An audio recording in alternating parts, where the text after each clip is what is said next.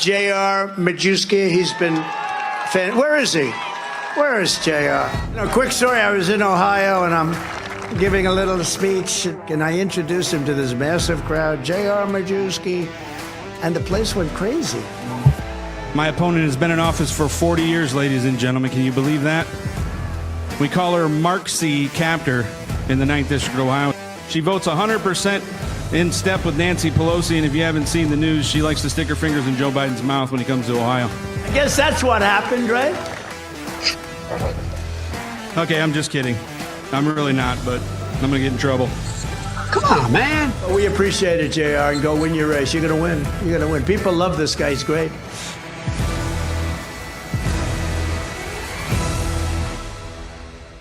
He's a genius. Thank you, JR. Really nice. Unless they're a true red-blooded, freedom-loving American who came from doing, and these are the people that they make you hate on TV, by the way, right? These are the people who they make look like bumbling fucking idiots on TV, okay? And they do that because those are the people that can actually take this shit away from you. So, you know, when they criticize like America First politicians who come from, you know, Main Street America, realize that the reason they're doing that is not because those people are stupid. They actually, the media believes those people are stupid. And what does that say about, they think about you? Right. They think you're fucking stupid. They think you're one of them. Stupid enough to believe it. So the minute that you try to get into their system, they start making you feel like you're less than, you're worthless, you're a dumb fuck. Racist. You're racist. That's what these fucking far left elite people think. They believe the world is theirs and we're just living in it. And so, you know, you can find out a lot about who the real people are. They're going to create change by seeing who they attack. Mm-hmm. Trump-backed Republican candidate J.R. Majewski was accused of fabricating his combat record. And they treated JR very unfairly. They made up a lot of stories. Let's fast forward to today. The U.S. Air Force finally correcting this story. And you've been totally exonerated. The link in my bio. And I think people have a choice between someone they know and between someone who doesn't tell the truth. I'm J.R. Majewski, and I approve this message. All right. What's up, Internet? All right. Pretty sure we got everything rolling here. So I got JR with me. We're going to put him on in a quick second. But if you caught that intro, there's a couple of things that we're going to be talking about. You know, there was this scandal with they were accusing him of stolen valor. And he's running for Ohio 9th District. Now, I don't know a lot about Ohio. I live in Texas, so I'm going to be asking him a couple of questions like, hey, what's the demographic like, et cetera, et cetera. So without further ado, let's bring him on, and we'll just get this fucking party started. JR, what's up, buddy? How are you? Oh, let me unmute Hey, man, you here. sorry, I'm having some microphone issues. Nope, I did it. I unmuted you. They give me all the power in the world, so I can decide whether or not you can. There you go. But you should be good. Doing good, man. Thanks for having me on, dude. I appreciate it. No, I appreciate you. That's actually my first question, right? I wanted to get my narcissism out of the way and then focus just on you. But why me? See, I'm a decent size on Instagram, but everywhere else, I mean, this platform. I'm really just starting to grow it. So you reached out to me and said, anytime you want me on your podcast, let me know. And of course I do. But what was it about this tiny little account that drew your attention? Well, I think number one, my buddy Sean Farish likes you, and okay. You come up on my feed a lot, and that one kind of weird pedophile guy that's on TikTok with the big beard that just kind of does weird shit. Tizzy. Yeah, so he was part of the last cycle when they came after my record. Basically, every Democrat or liberal progressive with 10,000 or more followers was in on the media smear. So he was one of the people that put the camera real close to his face and had to tell his own story like the weirdo he is. I've been there. I don't have any I like people like, that call it how it is. I mean, and I saw that out of you, and I thought, hey, what the hell? You know what I mean? And I do. I do that with everybody. Like, I don't, I kind of, I enjoy getting on and talking with people. And, I've been on with people with 20 followers. Like there's a young kid named GOP Josh on Twitter. And, before he had many followers, I went on his show, and I think discourse is important. And no, that's actually that's one of the things I wanted to. The reason why I brought that up, I was obviously just joking about the whole narcissism. I'm not saying it's not true. I mean, I love myself, but no, it shows your character if you're not just a clout chaser, if you're not going after just the bigger accounts.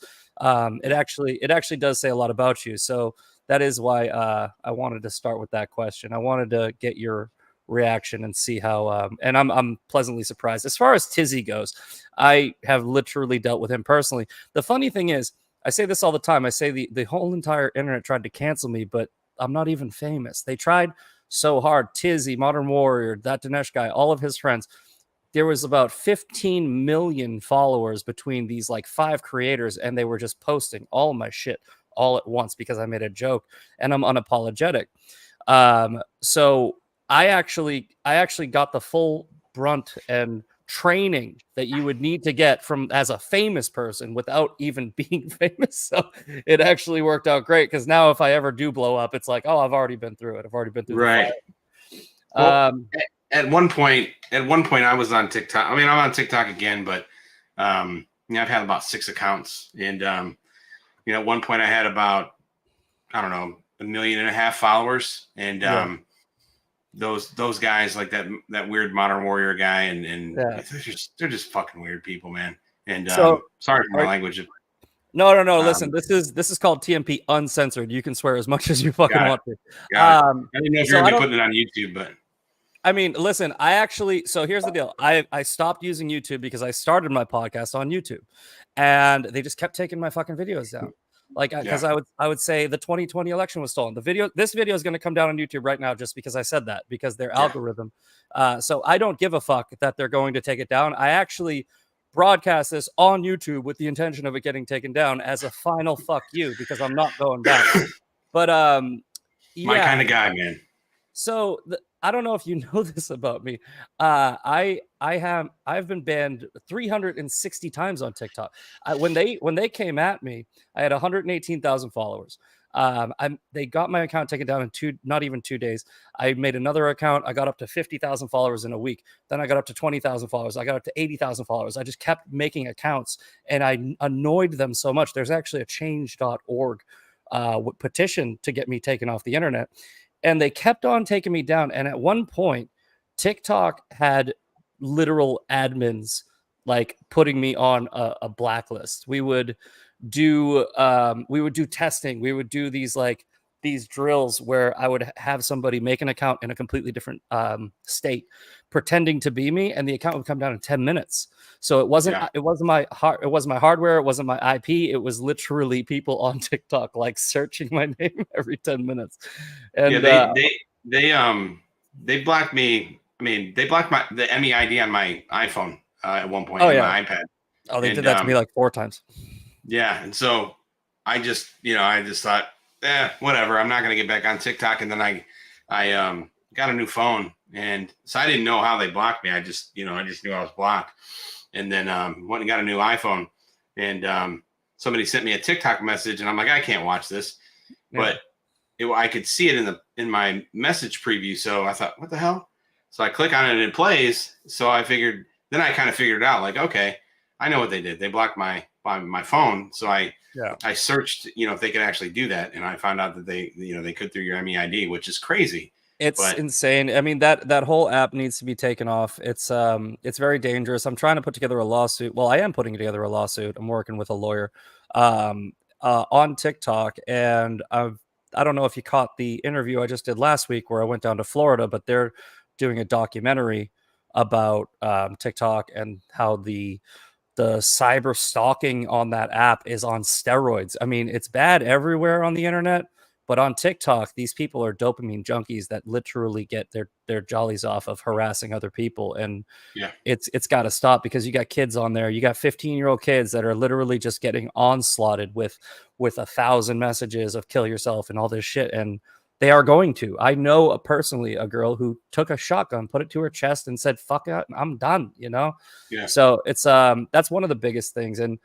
And hopefully, you know, if you get into Congress, that there's going to be a bill in the near future to at least either have it broken up and sold off, or just fucking banned. Honestly, I'd prefer just banned. But anyway, I got a couple of. Oh, go ahead. I think you know, I know there are a couple of members of Congress that are working on it. You know, I'll be honest with you. I think the focus of Congress is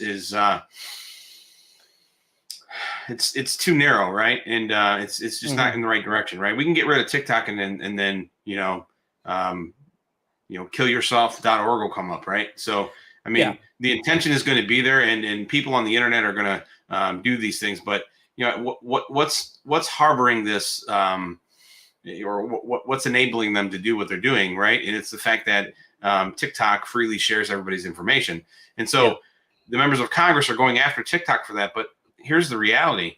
If Apple and Samsung and all of these other device providers didn't offer a back door for them to do that, they wouldn't be able to steal the information. And that inherently is the problem. TikTok is going, every app steals your information. Google steals your information. It just happens that, you know, TikTok has very distinct affiliation with the Chinese government. So, you know, our government is, you know, gets nitpicky about it, but at the end of the day, you know, these folks only give a shit because they're worried about who's getting paid. And you know, until we figure out the root problem, because I mean, look, they're taking money from Apple, they're taking money from Samsung, they're taking money from, you know, any other cell phone provider, and then, you know, they're screaming on one side of the aisle, and the other side of the aisle screaming about TikTok because they're taking money from them. And you know, if we really want to protect the kids, we really want to do something about it. You know, we need to put out some standards, some media standards. I mean, can't take away anybody's free speech, certainly not. But your speech is only free as long as it doesn't affect my liberty. Exactly. And, you know, that's why I think the route they're going with the whole stealing of information thing is kind of ridiculous. It's like every company is going to steal your information. It's honestly, it's something that you should just sort of expect.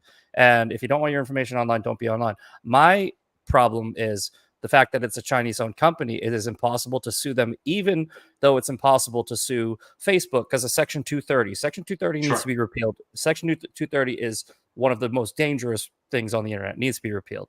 But if with this Chinese-owned company, it doesn't matter anyway. Like, you have any idea? I live in Texas, and in Texas we have HB 20, and that's the only way that I can go after these social media companies, because Texas is the only state in America that has a law that says you cannot ban a private citizen for their political views. And TikTok banned me 360 times, so I can sue them on 360 counts. But it's still very hard. They're going to make me go to California. They're going to make me try the case there in front of a liberal judge who's going to tell me to fuck off. So we've been going down all these avenues. And when I was in Florida last week, one of the women who has also been targeted by, you know, Tizzy, Dinesh, and that whole crew, she's actually got a lot of fucking money, and she's pissed. So she's going to be suing Dinesh and TikTok. If she wins, which I think she will, she's going to set precedent. She's going to actually set the precedent for the first time, which is going to make it a lot easier for me and other people to go in. So we can keep our fingers crossed on that. But let's move on to some questions that I wrote down. I really wanted to try to prep for this. So explain to the audience why you decided to run for Congress. Wow, that's a good question. So, you know, I'm a guy that grew up in, I'd say, the worst neighborhood in my district. I grew up in Toledo, Ohio, and you know, I had I wouldn't say a tough childhood, but you know, I had you know, mom and dad stayed married. You know, we had a solid family, but you know, the neighborhood was tough, and you know, my father got hurt when I was young, and he became handicapped from injuring his back at Jeep, and you know, I just fought really, really hard. Getting out of high school, joining the Air Force, and then, you know, finishing my master's degree. And then I was fortunate enough to start working in the nuclear power industry. and had a really good career. I was climbing up the corporate ladder. That was kind of my focus. And when COVID hit, well, actually, it was right before COVID. When Colin Kaepernick and the other chicken shits in the NFL decided they were going to take a knee and disrespect the national anthem, I'm known for my fireworks show here in Northwest Ohio. I used to have a very, very big fireworks show. And my wife and I supported a veterans group, and we made a bet that, it was about doing fundraising for them. And I lost the bet. But the year prior, I had, when Colin Kaepernick and all that was, kneeling for the flag, I painted the Betty Ross flag on my lawn, and it made statewide news. And I think I saw that. Yeah. So the following year, I decided that I was going to do something else. And the long story short is that what I was going to do is the POW flag. I got advice not to do it because it would kill my yard. So I only had red, white, and blue left from the year before. And I huddled up with my buddies, and they pretty much dared me to do the Trump 2020 logo. I did that. I made national news. I got a call from President Trump. And then COVID came, right? Well, actually, January 6th came, then COVID.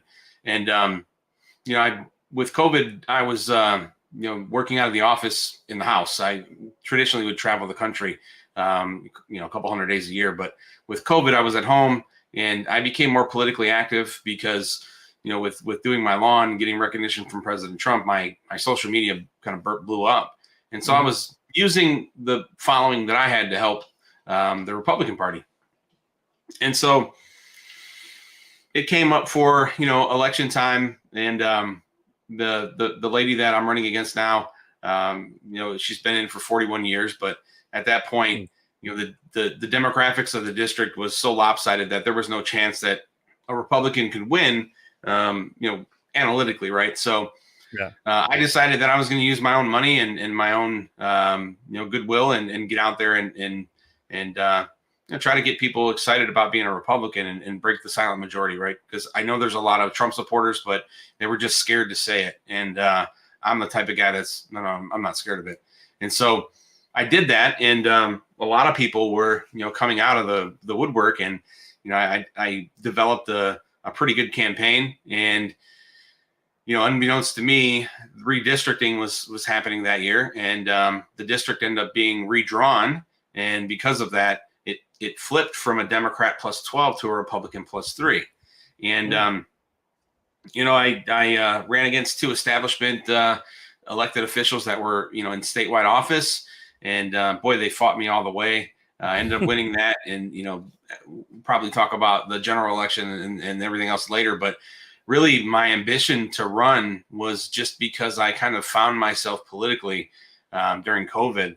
I've always been a conservative, but more of a liberty-minded person.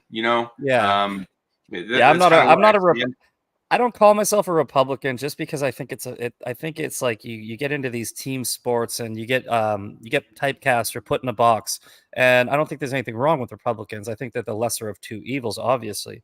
But I consider myself a conservative, libertarian, constitutionalist. Yeah, that's kind of where I'm at, right? There's certain things I don't care about that Republicans get all uptight about. And there's certain things that I care about that, they don't. And there's the Bible thumpers, and I'm a Christian, but I mean, like, I don't think that we need to freaking rub it in everybody's faces. But anyway, let's move on. What's the 9th district like? Because as I don't even know about this place, and neither do I think the people watching. So what is the demographic over there in the 9th district? Somebody in the comments or in the chat just said it's baby Detroit. Yeah, it pretty much is. I mean, it's kind of it's pretty well mixed. I mean, you have traditionally it's been heavily industrial. The Jeep is made in Toledo. It's the only place that's made in the world. And we're known for the Jeep. We're right up on the corner of the Lake Erie, where Ohio meets Detroit. So you get a lot of summertime, vacationers. We have Cedar Point, which is the country's largest amusement park. And then, going out west towards Indiana, it becomes all agriculture. So, all farmland. But I would say it's a pretty good mix. You can essentially do, pretty much anything you'd like to do here in the district. I mean, again, there's water to swim. There's the farmlands, you can ride the horses, you can. I mean, it's so mixed culturally and socially. Well, you kind of answered half of the question earlier. You said it was Democrat and then went plus for Republicans. Is anybody running against you on the? Are you running against whatever her name is alone, or is there other people? No, fighting for the seat. So there's a couple other Republicans in the race. One of them, I defeated last cycle. He was the state elected official. And then there's another state elected official that's running. And then there's a gentleman that was a mayor in one of the small towns. But they don't have a chance. I mean, they've raised a lot of money, but they don't have a chance. How do you think this lady has kept her seat for more years than I have been alive? I'm 38. I'm not young. And she's been in this seat for what, 39, 40 years? 41 years. 41 fucking years. I mean, obviously, one of my questions is, what do you think about term limits? And I understand you probably think we should have them. But what is it about these career politicians that people, I think, this is my opinion, I think people just vote I think most people are not fully educated about politics, and they just vote for who they voted for, right? They vote against their own interests and I've done it too. I go to the ballot box and there's a question and I have no fucking idea what this thing is. They're like, what do you think about this? What do you think about Prop 2 or some shit? And I'm like, I don't fucking know what that is. And they give me a little tiny description. And I'm like, I guess I'm just going to vote for what I think. And then I try to vote down ticket if I don't know. If I don't know who a person is, I have to vote the Republican way. So I think I'm sort of answering the question I just asked you, where I think people need to get more educated. But what do you think the reason is? Well, a lot of it has to do with, how the state lines are drawn. Historically, Ohio's been Democratic. So it's just started to turn Republican over the past, maybe 10 years. And, because of that, you get the Democrats in power. And when they're in power and the census comes out and they have to redraw these districts, they redraw them such that certain people stay in office. And Kapture's been a benefactor of that. The other is she's just a fucking liar. She plays this sweet old lady, and she's not. I mean, look what she did to me. I mean, lying about my military service. Yeah, I saw that in the intro clip. Yeah, they stole my social security number, man. They forged my signature. That's actually the next question I have.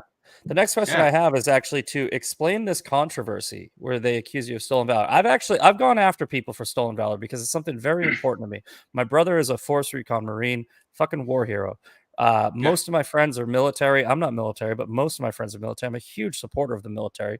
And I think one of the most disgusting things is when you see these people who are in the military who say that they did something that they didn't do, who say that they're an intelligence officer, and they boast about this shit that they didn't do, which takes away from people who actually did it. So they were saying that you said you were a combat veteran, and they said that you weren't, and then you proved that you were. Right. And then they moved the goalpost and said, well, you said you were in Afghanistan, but you weren't. And what it boils down to is, and then they said you don't have, the Global War on Terrorism medal. And if you'd been there, you would have had that medal. And, I explained to them, when I'm 44 years old, when I was deployed to the Middle East for Operation Enduring Freedom, Wi-Fi didn't exist, right? Cell phones were like this big. Some of these younger folks that have been there, God bless them, and they've done a hell of a job.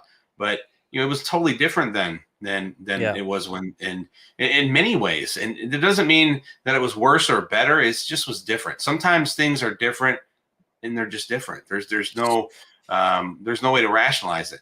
And so you lied about nothing. That you disproved all of their claims. You lied about nothing. They just what happened is, this is what happens with me, with everybody else, where they try to cancel. They try to find records and they try to find information. They actually said that I was in a parking lot and I beat up a woman because they found a police report with my last name. It was apparently like a distant cousin of mine, but they didn't even look at the fucking birthday of the person who was born in 1969.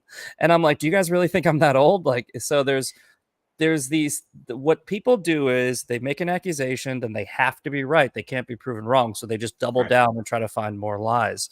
I assumed that's what happened, but hearing you confirm it is just, par for the course. And it was a lot. I mean, it was significantly more than that too. I mean, they spent millions of dollars on this, right? They received my records illegally in July of last year, and they waited until the week prior to military ballots coming out before they launched the story. And when they did, Politico, the Washington Post, ABC, MSNBC, Jimmy Kimmel, the weird freak shows that we just talked about on TikTok, all these guys came out. I mean, it was like this hive mind thing, right? And they inundated me. And, you know, at the end of the day, it all hinged on them saying that I didn't have the Global War on Terrorism medal. And I didn't have that medal because it wasn't approved by President Bush until about a year and a half after I'd gotten out of the service. And, you know, as a guy that I was responsible for, you know, spent nuclear fuel for multiple nuclear power plants, right? It didn't matter if I was in Afghanistan. Nobody cared, right? I've had a major government clearance for most of my entire adult life. I've been subject to background checks and you name it, from, you know, my responsibilities in the power industry. And, you know, I had a clean background. And, you know, in politics, they say if they don't have anything on you, they make it up. And that's absolutely what they did. And they embellished the story. It took me 11 months after the election to get this medal awarded to me, and I did. And you know, there's going to be. I mean, I had a guy come out and you know, and he was a master sergeant, and he said JR was in Afghanistan, and he saw him there multiple times. He was in my unit, and you know, the liberal media didn't want to touch it, and you know, only a couple news agencies ran it, but they didn't have the, you know, the bandwidth or, you know, the power that the liberal media does to get the message out. So, you know, I was taken advantage of by the political machine. Yeah, it's wild how it works, right? Because, you know, speaking of those cancel culture warriors, right? Like, if you do this to them, they ignore and change the subject, and they fucking pretend like it didn't happen. But they fucking they gang stalk, and they mob, they dogpile on you for things that aren't even true. But if you find out that that guy Tizzy doxed a fucking 10-year-old girl, and you use it to reply, you go, hey, you just accused me of some fake shit, but here's a video of you in 4K doxing a 10-year-old girl twice, right? They just don't reply. And their followers see the videos because they're stalking me, and they don't care. Like, they just, it's just a wild, like, I can't wait until this is studied by like fucking like science, the medical community, because in 10 or 15 years, this is going to be a thing where it's nihilism. That's exactly what it is. It's 100% nihilism. And this is all, I mean, this is all part of, you know, a social movement that's being, you know, deployed by the federal government. This is all intentional. I mean, 100%. I agree with you completely. These people are, I feel bad for them. They have significant amount of intellectual and psychological baggage, and you know that allows them to fall into this groupthink mindset. And it's a shame. It really is, because there are some folks. I think they target these people. I think that there is a personality type that actually works really well for this like demographic. I mean, I think a lot of them are addicts, right? And if you get an addict has a very addictive personality, right? So if you get an addict addicted to, let's say, social media, right? Like these dopamine junkies who are just running for either clout or attention, right? Because you got the social media creators like Tizzy, but they're running for clout. They are addicted. If you took their phone away, if you deleted their account, they would go into an actual physical detox. And then you have their followers who are looking for attention. They're looking for attention from Tizzy, and they're looking for attention from the people that he is doxing. So they get into this obsessive mindset. And then you have the people that aren't on social media, the ones that are out there protesting, right? They're looking for attention too. What does a liberal protest even look like? It looks like a kid at Walmart that got told, no, you can't have that candy. They are literally screaming and stomping their feet. And you go up to them and ask them, hey, what are you protesting? What is like, if you give them a bunch of, they go, I don't fucking know. They don't know what they're even fucking protesting. Yeah. And they're being paid significant amounts of money. And a lot of them are. A lot of them aren't, but a lot of them are. I just did a video on this yesterday where I said, what does the Daniel Penny situation have to do with the war in Israel? Right. And the answer is, look at the signs. Look at these yellow signs with the black border at the bottom of them. Right. The answer acronym, the Action to Stop War and Racism. I can't fucking remember what it stands for. Looks exactly like the fucking I can't breathe signs and the anti-racism signs, because what they do is they print the signs in the same fucking place and they change the fucking names of who's playing, and they're all part of this Marxist Leninist group that I can't remember the name of it, but it's on my profile. If you guys go look at it, it's just from a couple of days ago. This anti-American Marxist Leninism is, you show me the man and I'll show you the crime, right? It's exactly what they're doing to Donald Trump right now. Like, show me the man, I'll find you the crime. That's what they are doing. It's a Leninist Marxist movement, and everybody is part of it because they are mostly brainwashed, and many of them are compensated. These people don't Saul have Ulinsky's Rules for Radicals is probably. Yes, exactly. So, I mean, and you know what? This is a perfect segue into my next question, because we also have the people on the right, the rhinos in Congress, that actually just vote with these other people because they're also compensated. I believe that most of this is motivated by money. I don't believe that these people actually care. So how would you fight those people, the rhinos in Congress? Would you ever become a rhino? If somebody offered you money to vote, would you ever say yes? Would you, or how do you plan to take on the people that are going to be in your own party who are telling you you have to vote with the party, even if voting with the party is against your moral values? Well, I won't, and I've already been offered stuff. I was offered a deal last cycle in order to get rid of this military story. I was offered a deal this cycle to not run and let the establishment guy run, and my answer is the same: fuck off. I'm not running to be. They not did running that to be popular and important. I made a hell of a lot more money in my prior career than I ever make in Congress. But look, at the end of the day, it's as terrible as this is. I'll say that our generation, because you're only a couple years younger than me, as terrible as the stuff is that we're going through right now. Thank God it's us, because I don't think the next generation or the generation after would stand a chance. And we're the last one. I was raised by a strong mom and dad. My dad raised me to bully the bullies, and that's how I've lived my life. And so when you hear things like, J.R. Majewski lied about his military service and said he was this and that, and I don't have to do that. I'm not like some little small dude that has always kind of been a victim and has to say things to be tough. I've never, my manhood and what I stand for has never been challenged. And, like example, the Democratic media now is saying that, when the military story came out, J.R. Majewski cried in their office. Come on.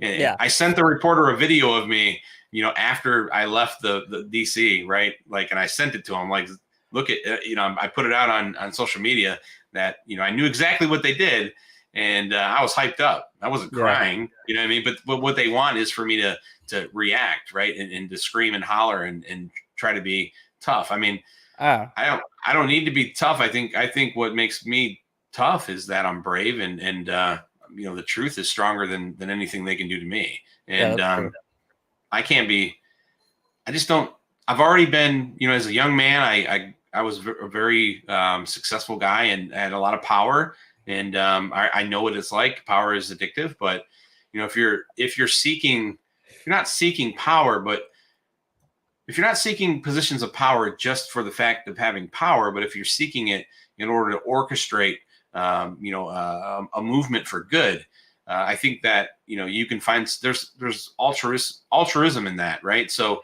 I've never had any enemies until running for office, man. So of course, this is all new to me. But the more they come after me, and the more they they think they can test me, the more that I'm gonna rebel. I mean, that is my nature. I'm a rebel at heart, and I'll follow the rules if the rules are the right rules. But if they're not, then I'll fight to change them. Exactly. See, I always say, make the benefits of success a byproduct of trying to be successful, not the goal of being successful. Right. So when you get rewarded for your success, when you get the big paycheck, you weren't going after a big paycheck, you were trying to be successful, right? And it works the same with many different things, right? Do the right thing. Do the right thing first, and then you get rewarded for doing the right thing. Don't do the right thing because you're going to get attention for it, right? Don't Sure. give the homeless guy something and videotape it, right? Like I take care of people all the time. I'm not going to brag about it on here. I literally just gave a sweater that was in my back seat to a guy on the street because it's fucking freezing in Texas. I can't believe how. But either way, it's like you don't do something because of the reward. You do it because it's the right thing to do. You do it because you want to be you want to look at yourself in the mirror at the end of the day. That's the way I live. I mean, I agree 100%, man. 100%. So I got a really good one for you. I think this is probably going to be the question that you that might have to come back and bite you in the ass or not. What do you think of Mike Johnson? Oh man. I like Mike. At first I thought he during last election cycle he was kind to me. He would he'd send me videos of Mel Gibson, the Braveheart. He'd say, you're gonna do this, brother. Keep fighting. When I got my military record cleared, he sent me a note saying congratulations. I talked to him, up until the point that he became speaker, and once he became speaker, there's just a process of they kind of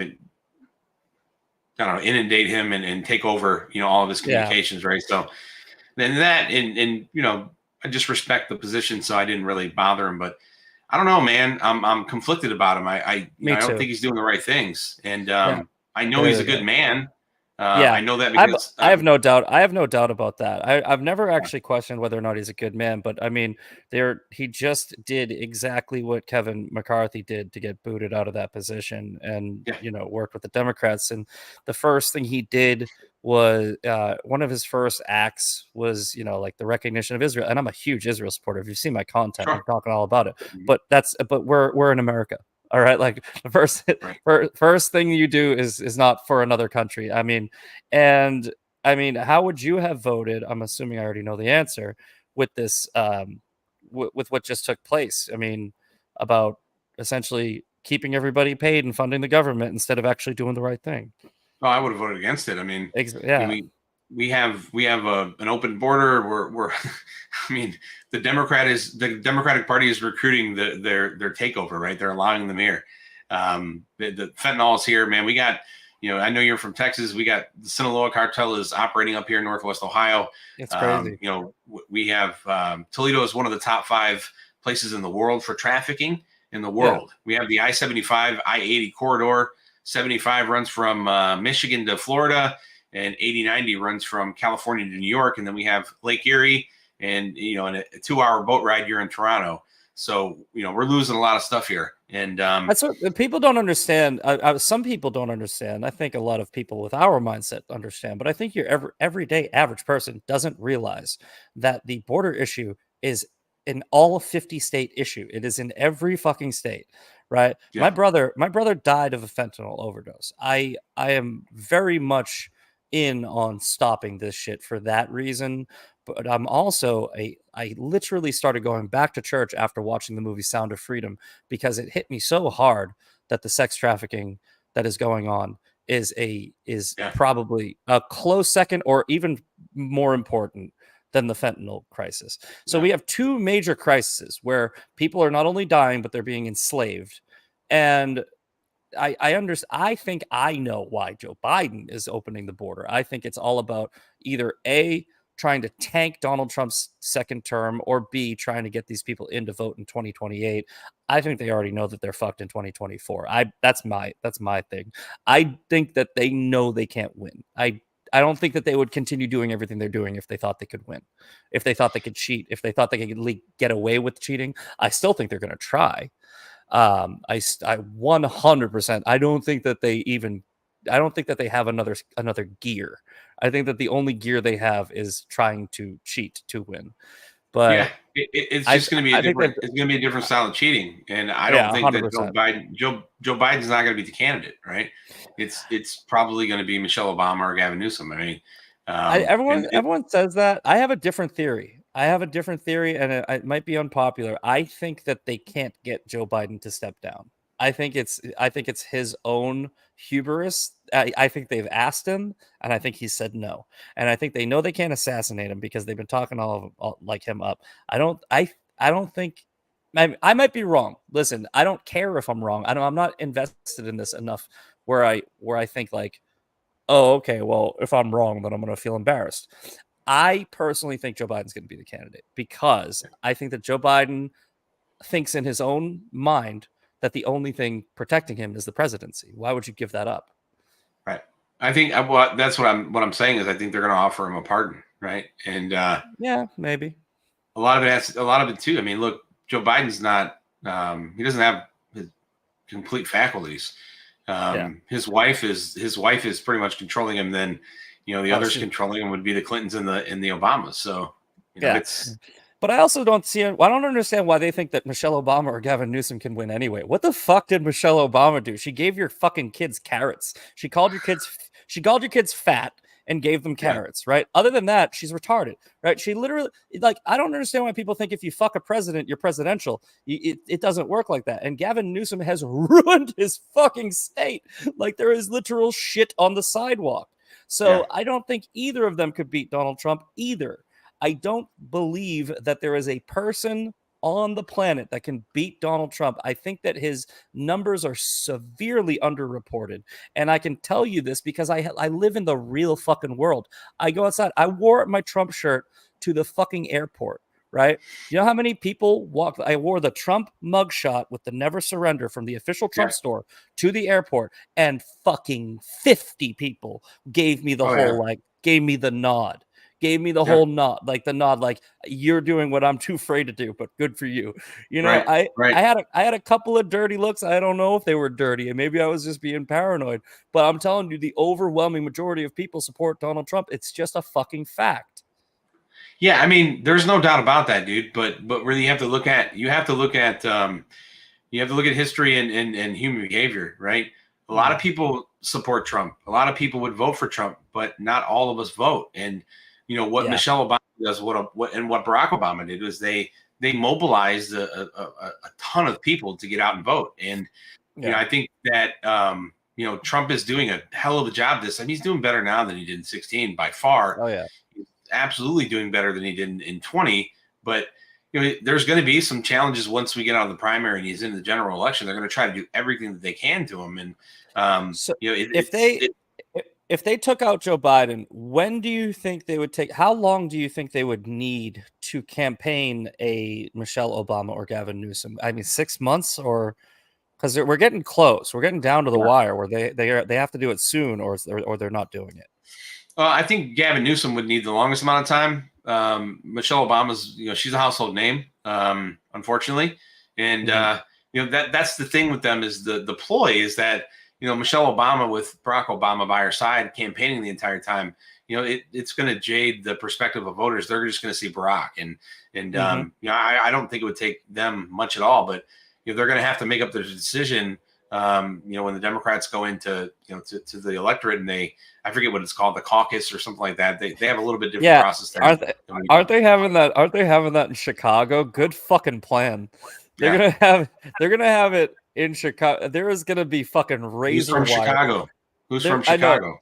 Yeah, Obama. So they're gonna have the razor wire that they say isn't helping any of the borders around the whole fucking DNC headquarters. Like they're just it's fucking hilarious that these people went in and cleaned the shit off the street for Xi Jinping and made San Francisco look like it used to be for like 24 hours.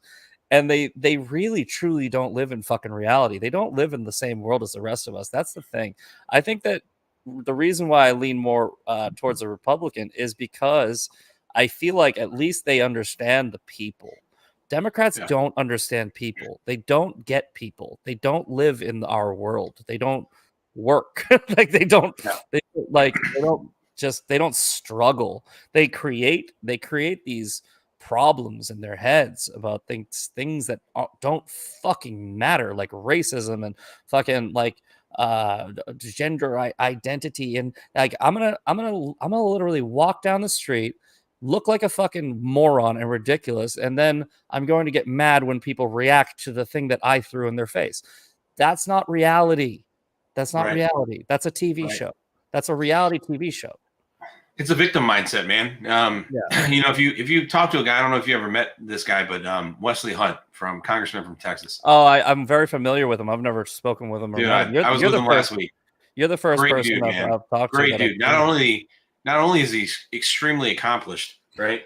Yeah. I think he has 2 or 3 master's degrees. He's a West Point graduate. You know, he's a helicopter pilot. He's one of the most eloquent speakers I've ever met. And, you know, he can recite numerous presidents, man. And it's not fake, right? He believes it, and rightfully so. And when you talk about Wesley Hunt, and when you talk to him about his upbringing and his opportunities in America, he has every right to claim that, you know, he's lived a life of hardship and DEI and victimhood and all that. I mean, he could certainly pull those cards, but he doesn't do that. He talks about how his, great grandfather was a slave. He knows exactly what plantation he worked on. He's been there. You know, he talks about the fact that him and his sister and his brother all graduated from West Point. They were all in theater together in the Middle East and Iraq. And he talks about, you know, what opportunities lie, you know, for people that are willing to go out and do something for themselves. And the other thing about Wes that I just absolutely love, he's got one of the best senses of humor that I've ever seen. I mean, the guy is just jovial. He laughs constantly. I saw somebody when he was in Iowa. They came in and they started screaming about Trump and something like that, and he just played it real cool and just kind of ignored him.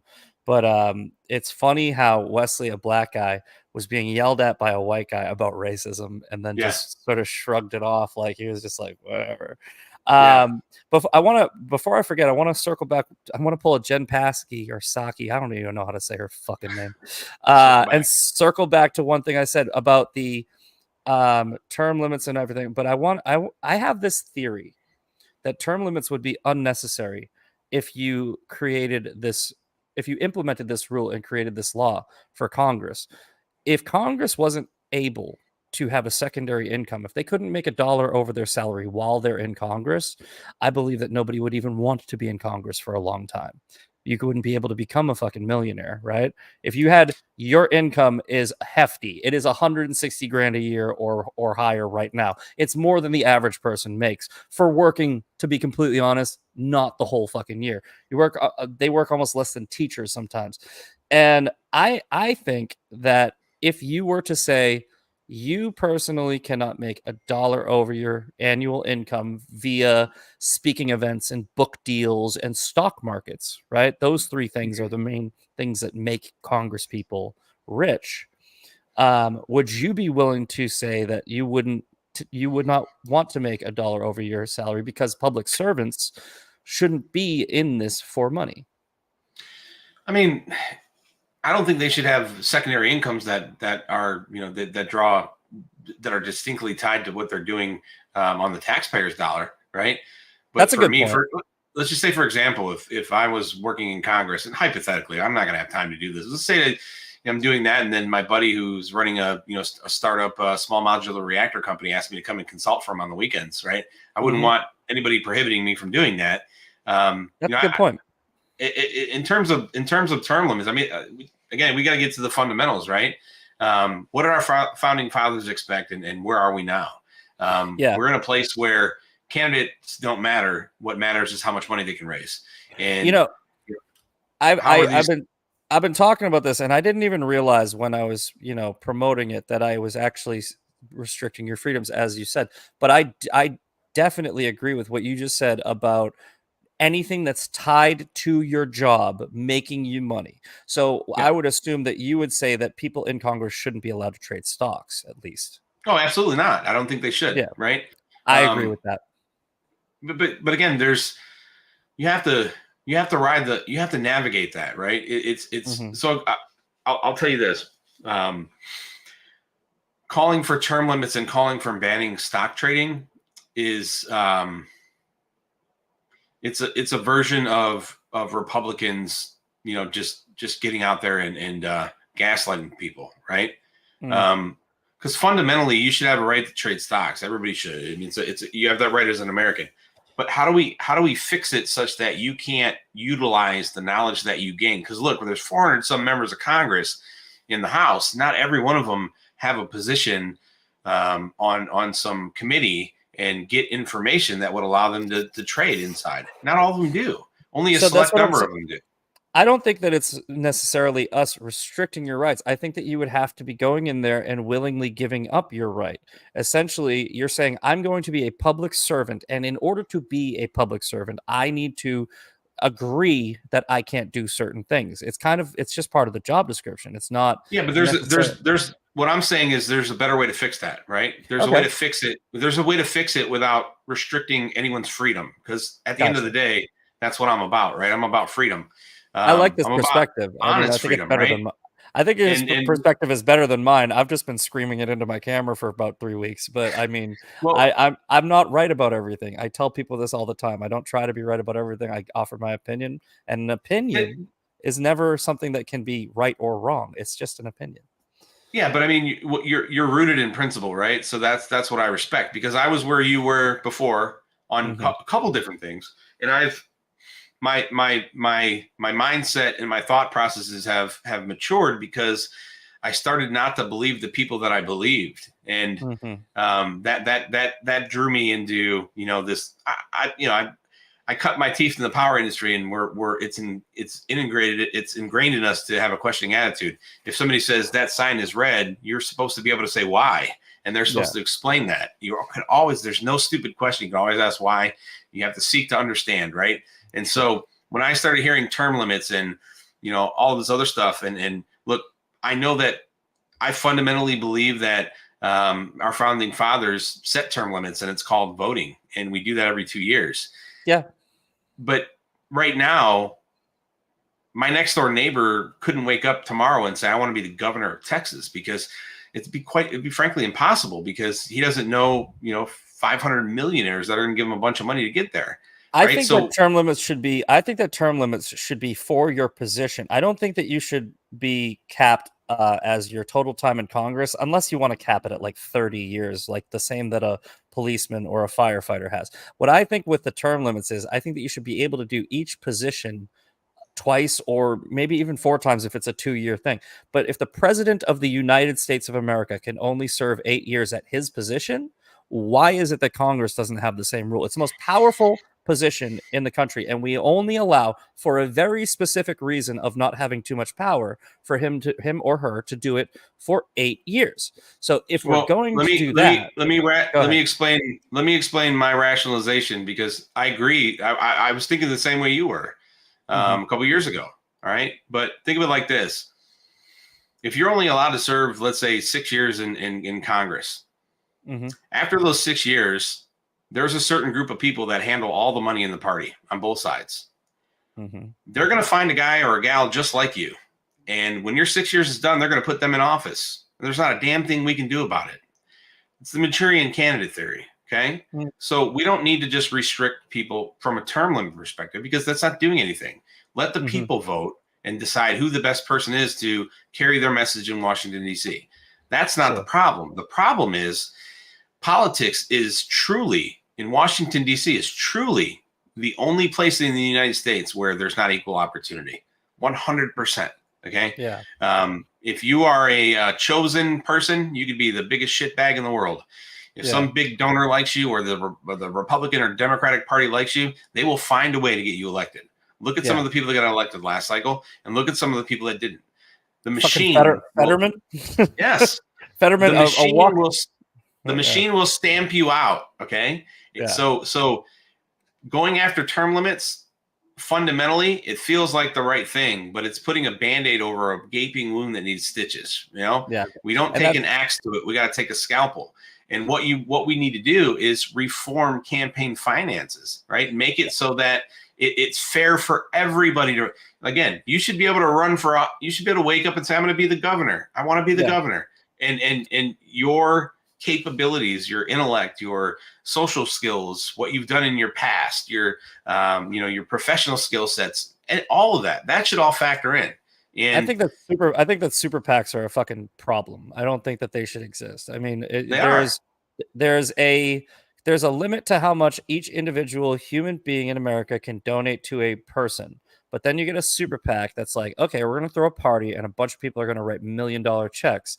But they didn't write it. They didn't write it to the person. They didn't write it to J.R. Majewski. No. They wrote it to Super PAC, and we're campaigning for J.R. Majewski. It doesn't make any fun. It's literally, you guys are do you think we're all fucking stupid? That's exactly one of the number one problems. But the other part we were talking about, what was the other one? Not term limits, but income. I mean, not capping their stock income. market, right? So stock market. If we were to make, so number one, if we were to enforce the laws that are on the books, and these members that were obviously insider trading, if the law was enforced upon them, we wouldn't have this problem. Number one, Nancy Pelosi and her husband should both be in jail for the fucking remainder. Yeah, but the SEC won't do anything to them because they're scared of them. Okay. The other part of it is this: if they, I would like to see members of Congress at a minimum publicly, post their trades publicly in real time. That is something I can get behind. Yeah, that to me, should restrict, or you would think would prevent them from doing this stuff, because number one, you could get a bunch of people that know they're playing the stock market and could short them or what have you, and somewhat neutralize their habits. But number two, it shows exactly what they're doing, and it would bring more traceability to the argument that they're cheating. Like the thing with Nancy Pelosi, and I can't remember the woman's name, Kelly Loeffler. I think she did it. She did it too. And so this is on both sides of the aisle. This isn't a Republican or a Democrat thing. It's people who have a fucking edge, which is so illegal. Like the one thing I've been learning about the crypto and finance and stock market and everything. That's what I'm in school for. Actually, I'm in the Andrew Tate Real World University, and for the past 3 months, I've been learning about this shit. And insider trading is so fucking illegal that, like, this guy who's teaching the course, he's very careful about the way he speaks because he's telling us how to trade. And like, they can go after anybody, and they know who's doing it. So when you see Nancy Pelosi and her husband being the best fucking stock traders on the planet, having every fucking decision that they make just on the money, right?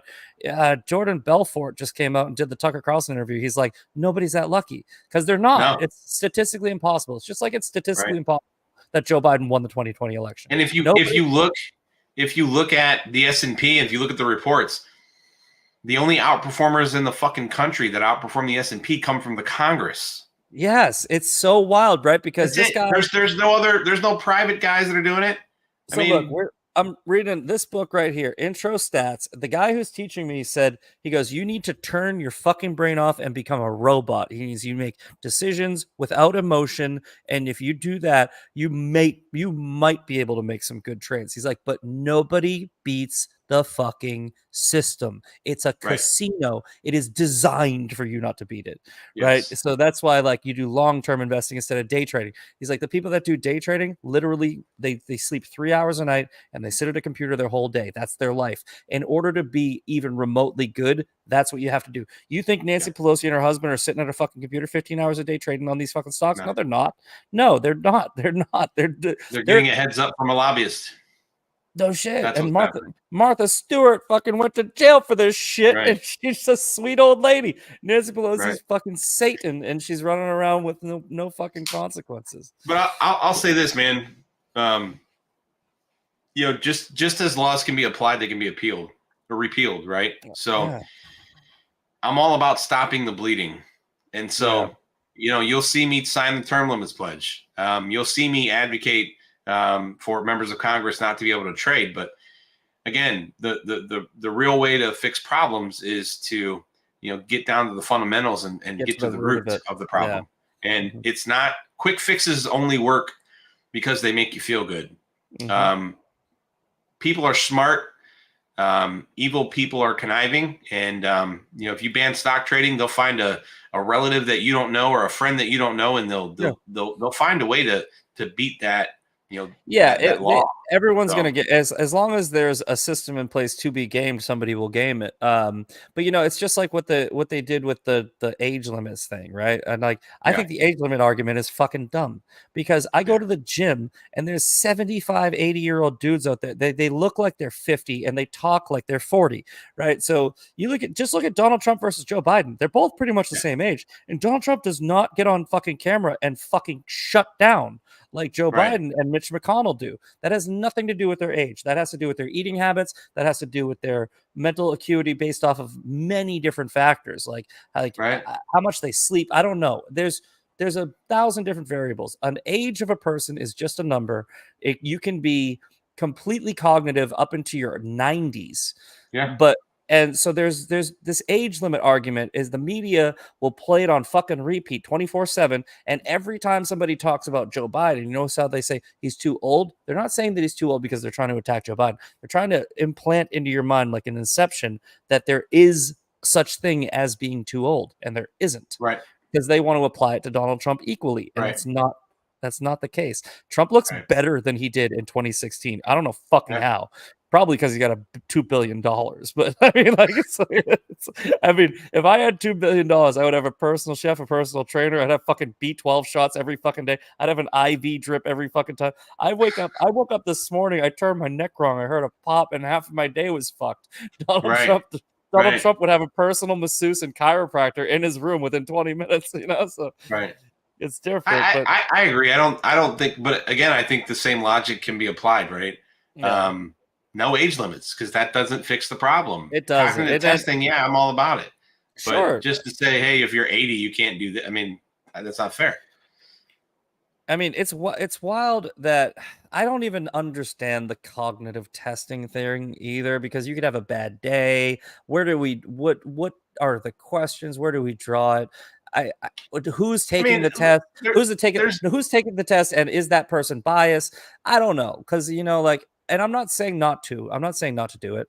I'm yeah. saying it sounds like a weird thing. It's like, hey, come in and tell me how smart you are so we can decide whether or not you can be president. I think it would be abused. I think it would be Well, I mean that easily abused. it could be right, but it's a step in the right direction, right? I think it's useful. I think it's useful. I just think that they would exploit it, and they would go after every negative question, and they would try to pick it apart and put it on the media and leak it. It's like, oh, Donald Trump got a question. Is this a brown dog or a blue bear? He said blue bear, fucking idiot. Like this. I'm just saying, I don't know how it works, so I can't criticize it because in everything in my mind, it's all imaginary. But I think that it's definitely something that we could look into, especially seeing the Mitch McConnells and the Joe Yeah. Bidens of the world run. But There's if a we fucking if we Diane if we Feinstein. Diane Feinstein was sitting in a fucking seat while her aide told her how to vote. That's yeah, fucking wild. the lady I'm running against is the same way. But look, if we fixed I was, campaign finance, if we reformed campaign financing, we might get a 60-year-old president or a 50-year-old president. We won't, or a Vivek Ramaswamy. We I was won't gonna need to say. worry about this shit. My next question, you segued me again perfectly, is to tell me about your opposition, Mary Kapture. I bet you she's a fucking millionaire. I mean, so tell me about this woman that you're running against. Her congressional finance submissions don't look like she's wealthy, but rumor has it that her girlfriend is very wealthy. But I don't know who that is. She's the chairwoman of the Ukrainian caucus. That's pretty much the only committee position she's held. I think she's sponsored 411 bills in Congress during her tenure, and I think only 3 passed. And then, while we were running against each other, she was like a little rabbit trying to get bills passed. And she passed, I think, 3 more. But she's ambivalent, man. She just doesn't do anything. She's just sitting there because she got a position, and she has name recognition, and nobody gives a fuck in that area. She's just been coasting through this, yearly pay or monthly paycheck, weekly paycheck. I don't know how they pay people in Congress. But I mean, she's just like, I'm a congressman, and that's the problem. Nobody's doing this for the right reasons anymore. They're either doing it to get rich, or they're doing it for name recognition or power or positions, or who they can shake hands with. And right. I don't know how we get back there. I don't know the exact answer, but we need to get back to a point, a place where people that went into Congress understood they were going in there to serve the American people. They weren't going in there for them. That's not why you go into politics, or it's not why you're supposed to. You're not supposed to Right. go into politics so that you can improve your life. You're supposed to go into politics to improve the lives of the people around you, and it's Right. it's completely fucking backwards. Yeah, it has, man. And the only way we're going to fix it is if we keep the momentum we have now and keep the outlook we have now. And I think we people do. there that are gonna.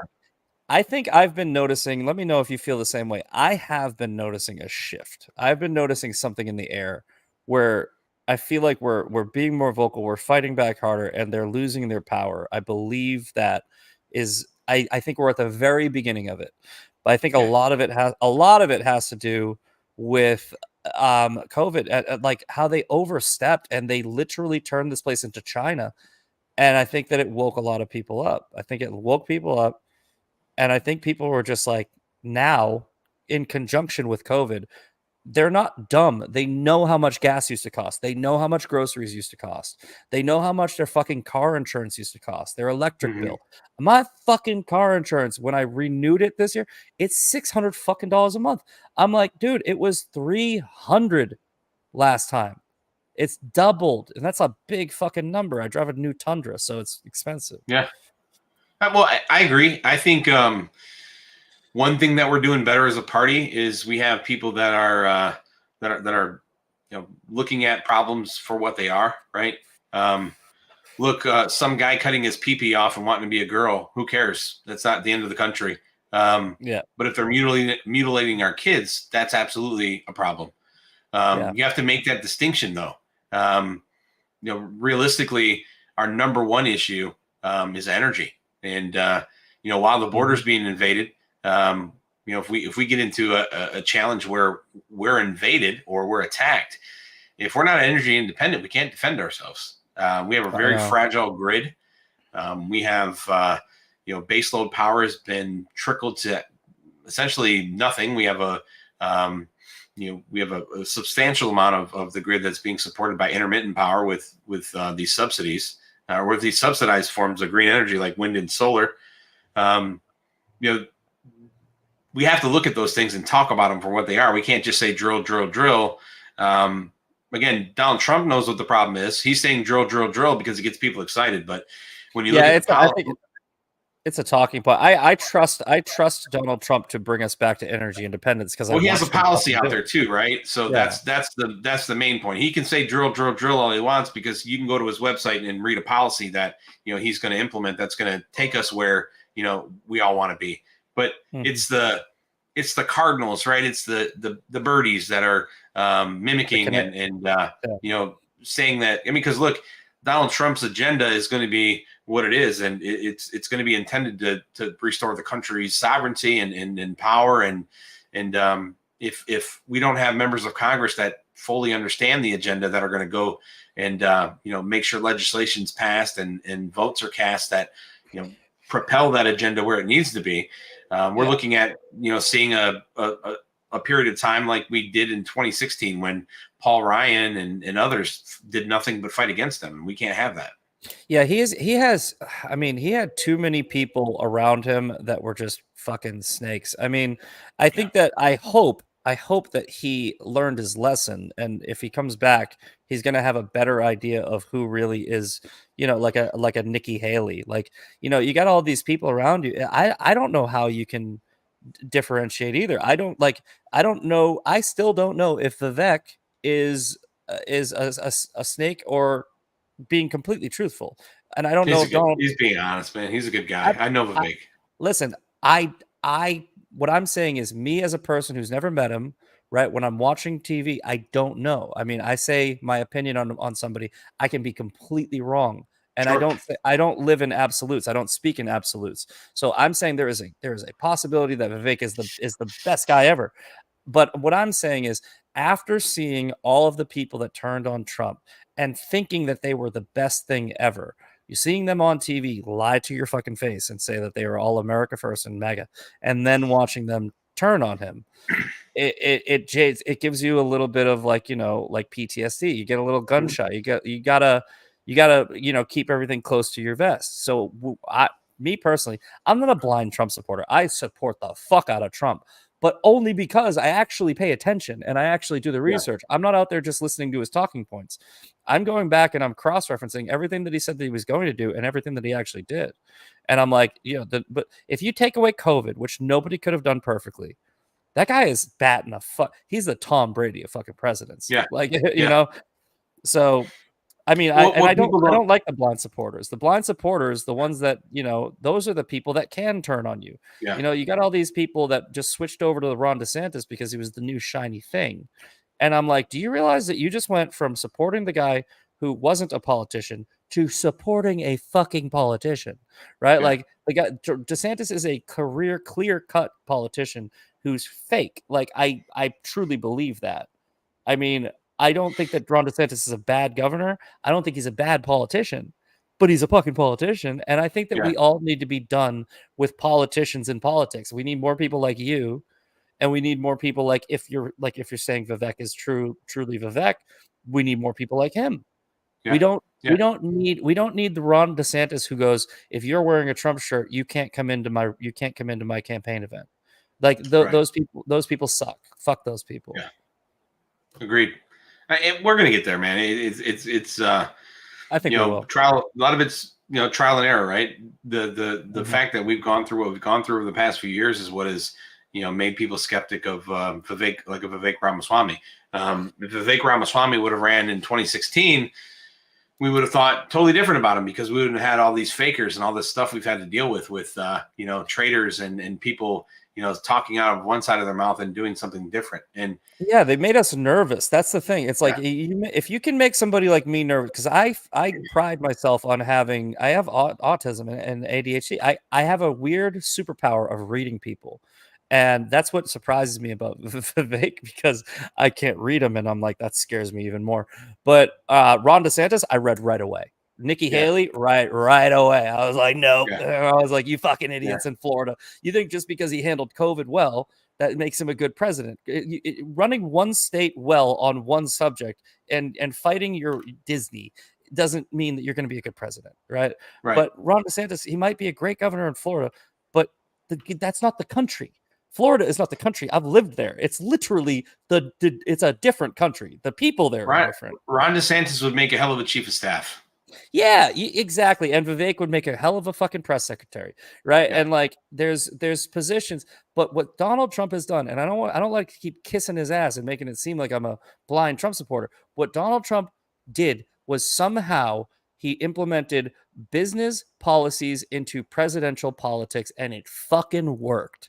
He ran the country like a CEO of the country, which is supposed to be their job. Right. And like, he wanted America to win. He didn't give a shit what it did to him. Exactly. He was fearless and patriotic and how he approached it. And when you have people that are kind of like what you mentioned, servant leaders, that's what we need. He's less than a servant, because Donald Trump lost $2 billion as president. Do people understand how much $1 billion is? It's $1,000 million. If you made $1 million 1,000 times, you would have $1 billion. He lost 2 of them and came back to fight harder for you. He might go bankrupt trying to fucking save you, and he gets no recognition and no appreciation, and he gets a bunch of people in Florida that turn their fucking backs on him, and they can't even explain why. They just fall for the new shiny thing. It pisses me off, man. I appreciate him, and many others appreciate him because of that one fact alone.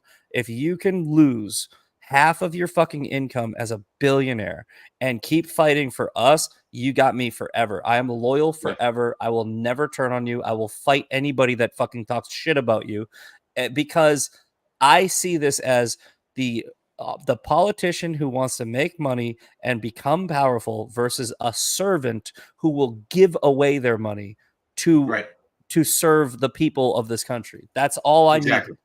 It's all I need. I need just the income. That's it. Everything else, I don't give a fuck. Right. He's done. Yeah. One thing I can say about President Trump is that, I've always thought he was a great dude. but what he did for me and standing by me when the military tax came out, he has the ability and probably the intelligence resources, right, to verify that I was telling the truth. And he called me and said that if I'm lying, he's gonna pull my endorsement. And I told him, I said, Mr. President, I'm not lying to you. I wouldn't lie. And he's like, I know, but I have to tell you this. And they did the whole process. And like, a couple weeks ago, we had the New York Young Republicans had their gala in New York, and he recognized me from the stage, and he told the whole crowd what they did to me.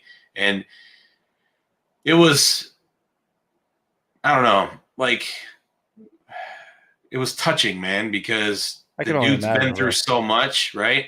And he knows what I went through in my small little scale of I mean, because like, look, man, being accused of stolen valor and having it blasted by millions of dollars, that kind of strips away everything. Well, it's like you search my name right now, the first 3 pages of Google are probably about that. I did search your name, and that's exactly what they're about. And it's like the old saying, where do I go to get my reputation back? Now that I'm cleared, right, where do I go to get my reputation back?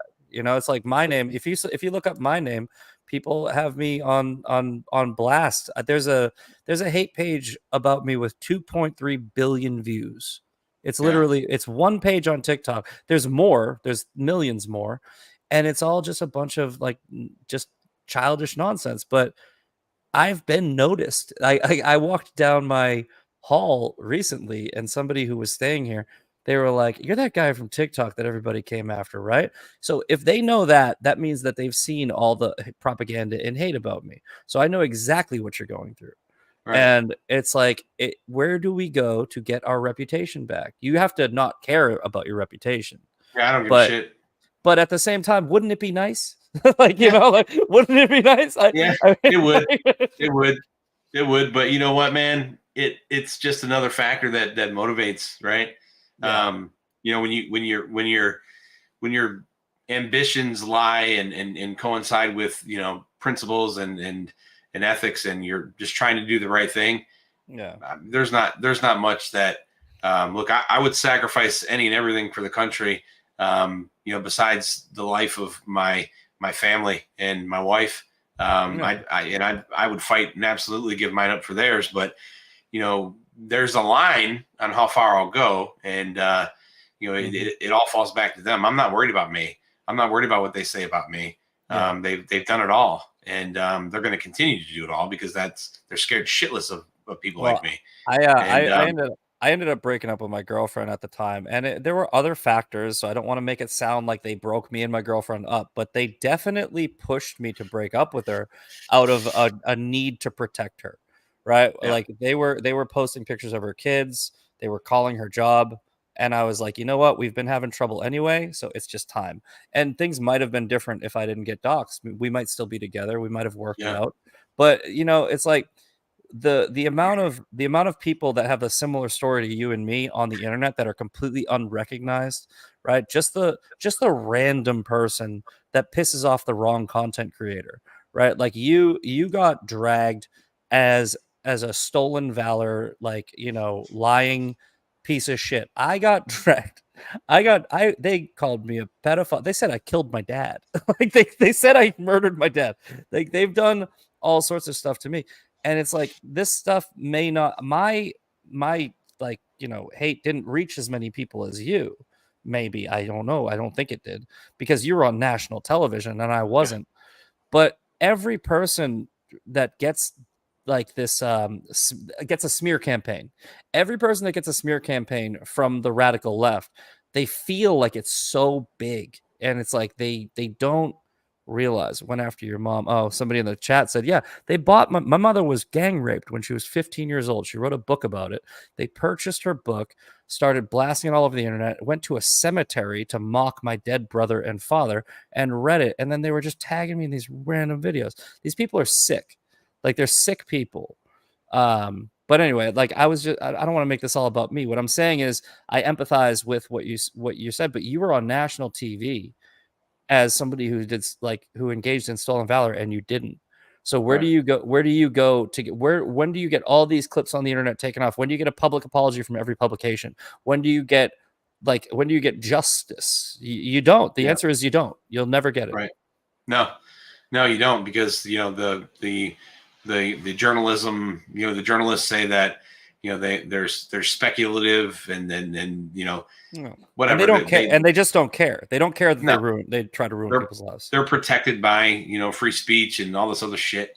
That's one thing that I don't like. I mean, like, for example, in Europe, right? In Europe, you're not allowed to post stuff. You're not allowed to write articles about the average, or just a citizen, without it being 100% bulletproof. If you do that, they just have like a litany of legal avenues they can take against you. And I would hate to. Everybody argues about free speech with the media, but I say it like this, man.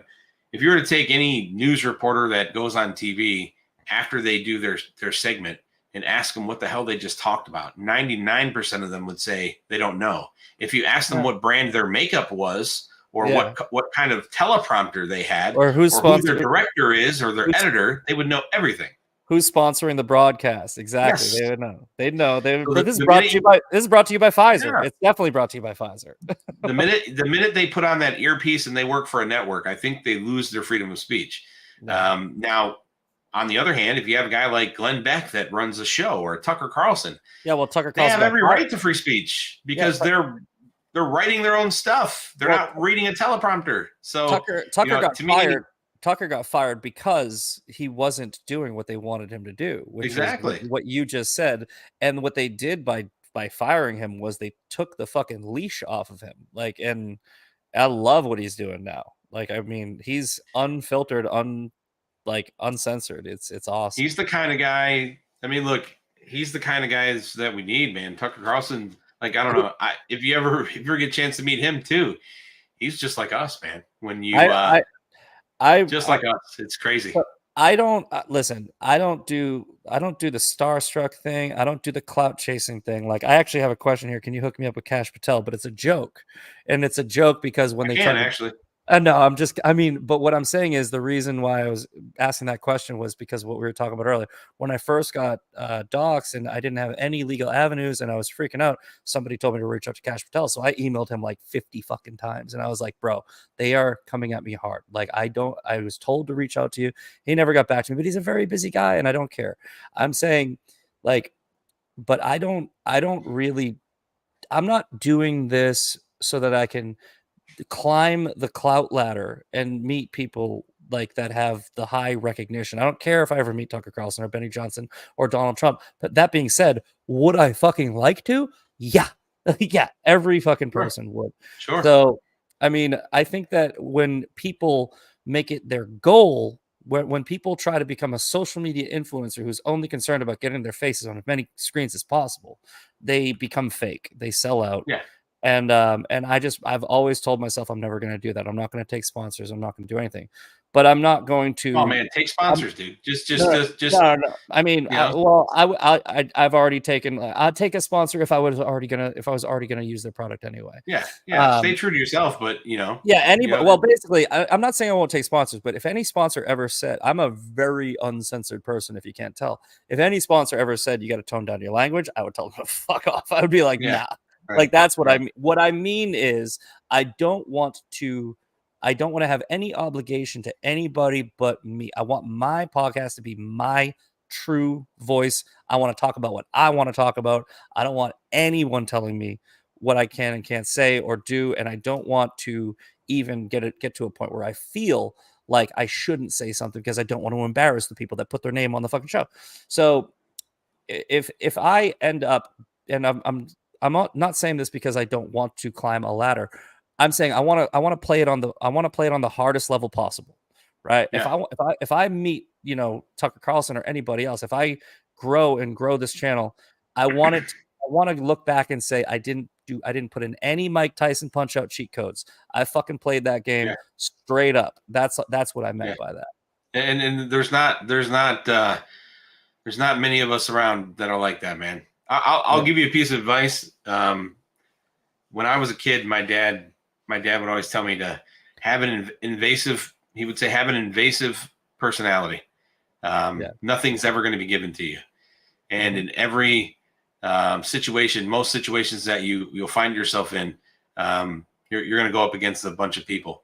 And he would say that sometimes, you have to be part of something bigger than yourself in order to change the paradigm. And he would say, you can't always pick the team that you're playing for, but what you can do is join the team, petition the coach, become the fucking all-star, and build and have that coach, force that coach to build a team around you. And once you do that, then you can control, right, your own destiny, and you can do things, for the right reasons, and other people will follow and all that other stuff. And that's what I would, that's how I approach life in a much, I would say, shorter version of that. But the reality of it is that, doing things for the right reasons, man. And sometimes you have to take the sponsors, sometimes you have to do those things, but selling yourself out is a totally different, right? I get what you're saying now. At first I got the wrong perspective, but sometimes you have to do the little things, right, in order for you to get to a position where you can truly have the impact that you intend. And no, it's like you gotta work, you gotta play this, you gotta play the actual game, you gotta play the system, and I mean, I'm actually very good at that. I can build an account, like I said, I've been banned 360 times. I can build an account because I'm tenacious and I just don't give up. But like I said, what I mean really is, you see these people who grow their accounts because they're trying to trick a fucking robot, right? They're trying to trick a liberal robot. So they're like, when I said I don't care if this YouTube comes down, I'm going to say the 2020 election got stolen, even though that's what got me last time. That's what I mean. I don't want my motivation to be the platform that I'm on. I want it to be the message that I'm telling. And like you said, build a team around it. Now I'm on Rumble, and I don't think that anything's I'll build this fucking channel, not because I want to be popular or famous, because I want the most amount of people to see an actual real message from a real person who's not just saying what the other people are saying. Maybe I'm saying something similar. Maybe it's the R-rated version. Like maybe it's the R-rated Charlie Kirk or R-rated Benny Johnson. And so I'm saying this, I'm using the same news stories and saying the same message, but those guys aren't being fake either, because they're actually Christian conservatives who don't like to swear or like to, rock the boat or upset people. I do. They do in private. Yeah. Well, you know what? Well, then fuck them. All right. I want to be real, motherfucker. No, I'm just kidding. Well, they know kids are watching, so that I did that for a while. I used the bleep out things, and that was my reason. Kids are watching. Now I'm like, listen, I'm gonna go on Instagram where you can literally see dead bodies and shit. So if they're watching me, then their parents fucked up. It's not my fault. All right. Like if they're hearing my words, then their parents should take away their phone. And that's another thing that kids these days, they're not being parented. They're being parented by your fucking iPhone or your iPad. And I don't know how to fix that, but that's gotta change. That's one of the biggest things that's a problem in this country. We've from a societal perspective, we've tried to rebuild the wheel so many times, right? And the American people haven't been asked, what parts we're using, and many families have experienced hardships because of the burdens that are being placed upon them by our federal government. And when our parents, I'm sure, were, at least for mine, it was extremely hard to have my mom stay home and not work. But my grandparents, my grandmother didn't work until, on both sides. She didn't have to. My grandpa made enough money. The cost of living was, was good enough. And, there wasn't, extremely cumbersome tax burdens and all those other things. They weren't getting poked, in their wallet from every corner of the federal government and the state government. So, I mean, the government's our worst enemy. And we just have to realize that. And again, chasing a bunch of guys for wanting to cut their wieners off is well, we're gonna get We're not gonna the cl- top focus. we're gonna close out. Focus. We're gonna close out with that too. But the 9 most dangerous, the Reagan quote, the 9 most dangerous words in the English language is "I'm from the government and I'm here to help." Right? Here to help you. It's like it's really weird how we fought a fucking war over a 2% sales tax, and now we're getting taxed 25-30%, and everybody's just sitting around. And I get people all the time that ask me, when are we going to do something? When are we going to do something? I'm like, you'll fucking know. I go, because listen, I'm not going to be the guy, but there's going to be a guy who's got a group of people who starts it, and then everybody's going to walk out of their house at the same time. And that's the thing. I don't believe that this country is in any danger right now of becoming like a socialist nation. I'm not a doom and gloomer, because I think that the founding fathers put the most beautiful fucking document together, where they had the First Amendment first, where it's use your voice, and then they have the Second Amendment second, where it's if they take your voice, use the guns. And I think that they've just scratched the surface in this country of trying to take your voice. I don't think that we could be talking right now if they had taken our voice, right? We couldn't be having this conversation if they had succeeded in taking away our First Amendment. So your First Amendment isn't gone. It's just being attacked, and you need to fight back. You need to fight back with your voice. All right. And if you go to jail, right? Like if it comes down to it, where they knock on your door and turn you into a January 6th prisoner, sit in jail and wait, and somebody will fix it, because this country's not dead. Right. I agree. 100%. There's still hope. I think there's a lot of hope. The Trump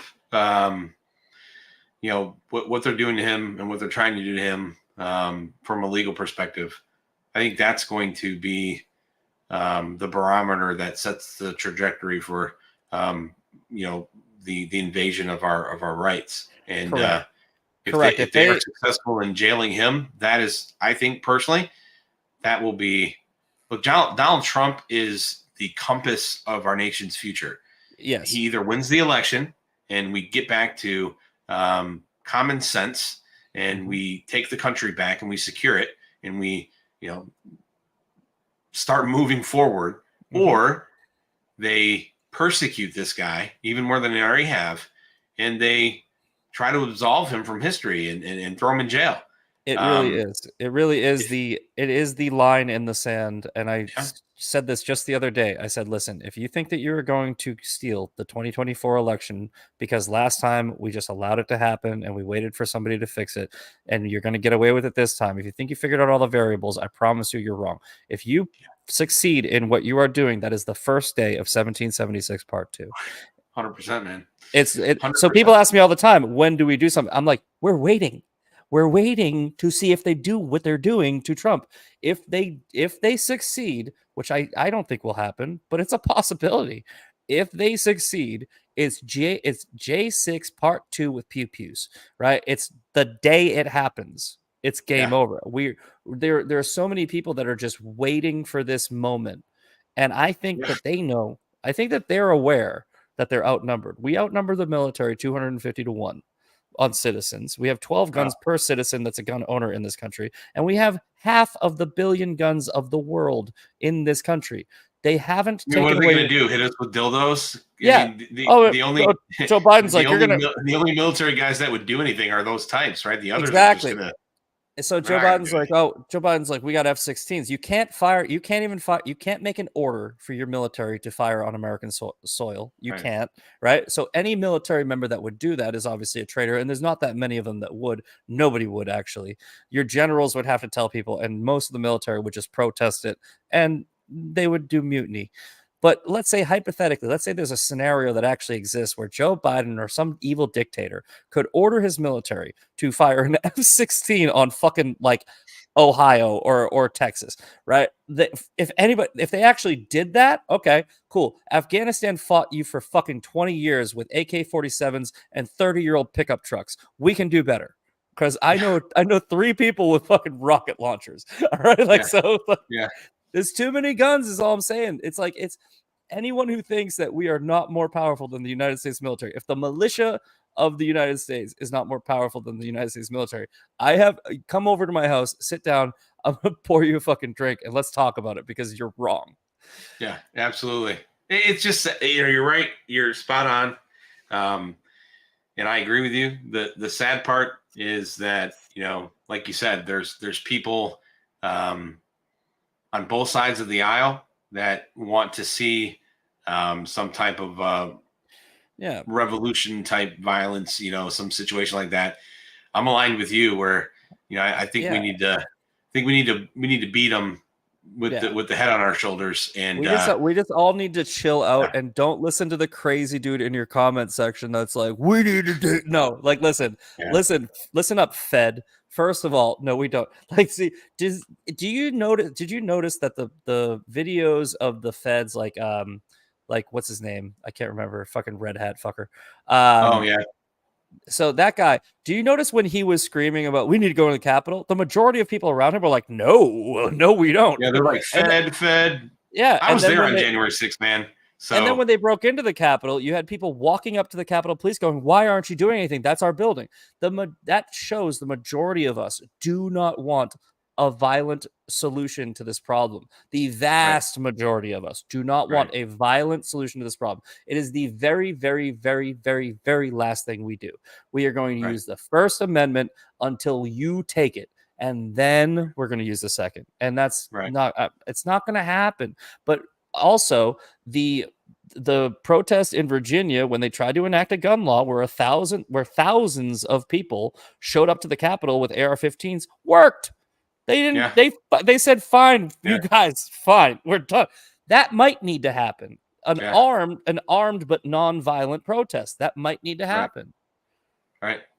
I mean, I think personally, I got in trouble for in the last election.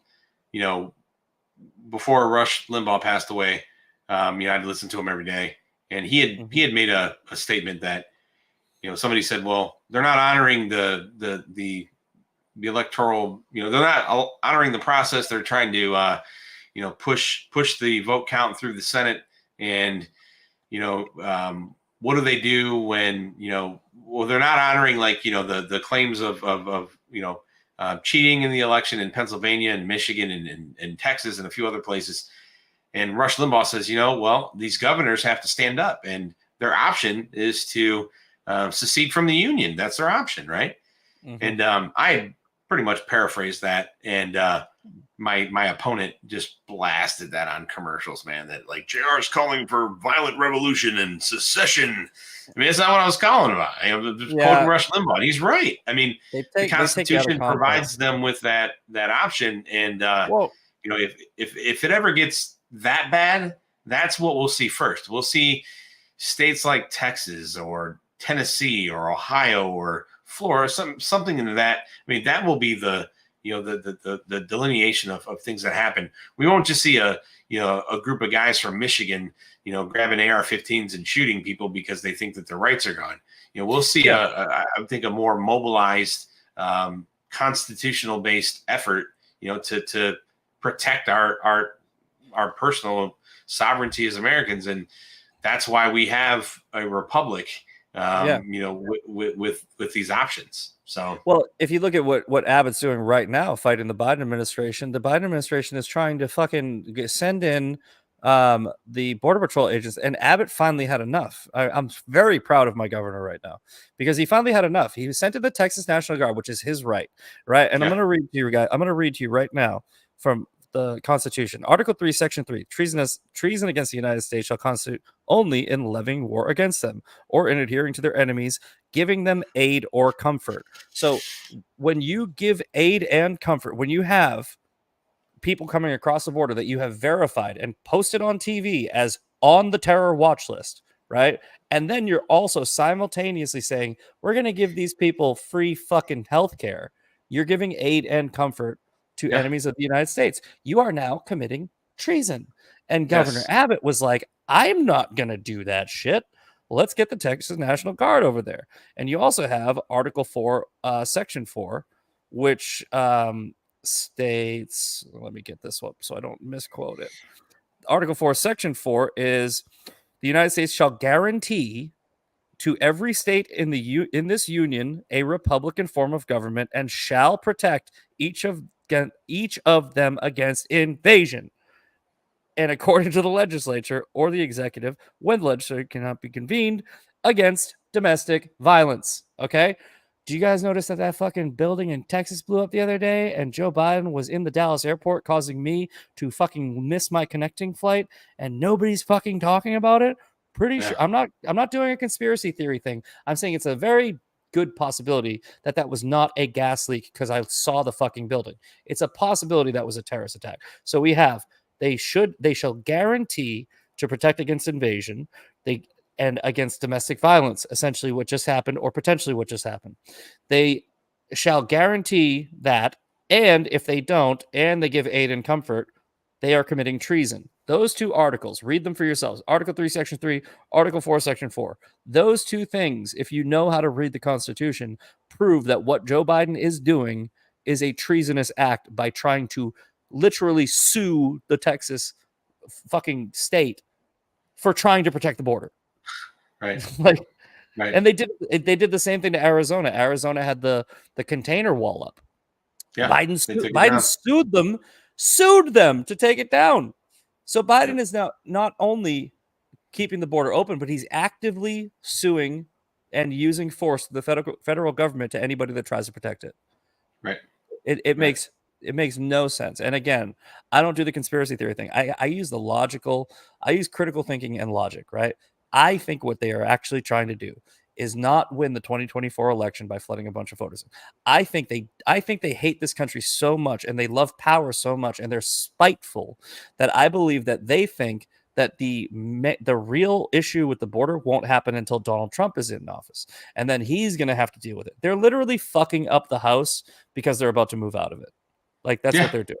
And they're doing that in Congress too. They're some Republicans are leaving because they see the writing on the wall. They Kevin think we're going McCarthy, to lose the House. Yeah, and then what's going to happen? The minute that Donald Trump's elected, the House is going to do articles of impeachment, right? Oh yeah, easy. That's what we're going to do. They're going to impeach all the whole freaking term. That's why it's critical that we win. You know, it's absolutely critical. Yeah. We don't need to just win the presidency. We need to show a strong showing of support and putting people. That's why I'm very, very happy that you reached out to me. So I can at least, I don't know how much this is going to boost you, but at least a little bit is going to get your name out there. We need people like you to run and we need people like you to be elected. But most importantly, we need the people who are voting to actually fucking look up the people that they're voting for. Right? It's not that hard. It's the day before you go vote, just fucking Google shit. All right. Like, all right, hey, who's running? Who are the people? Who are the 5 people or 4 people or 3 people, wherever running? Right. And then just go to each one of their campaign pages. That's it. Right. Like just exactly. But don't just go, okay, I'm a Republican, I vote Republican. Okay. I'm a Democrat, I vote Democrat. I mean, this lady that you're running against is fucking old as shit.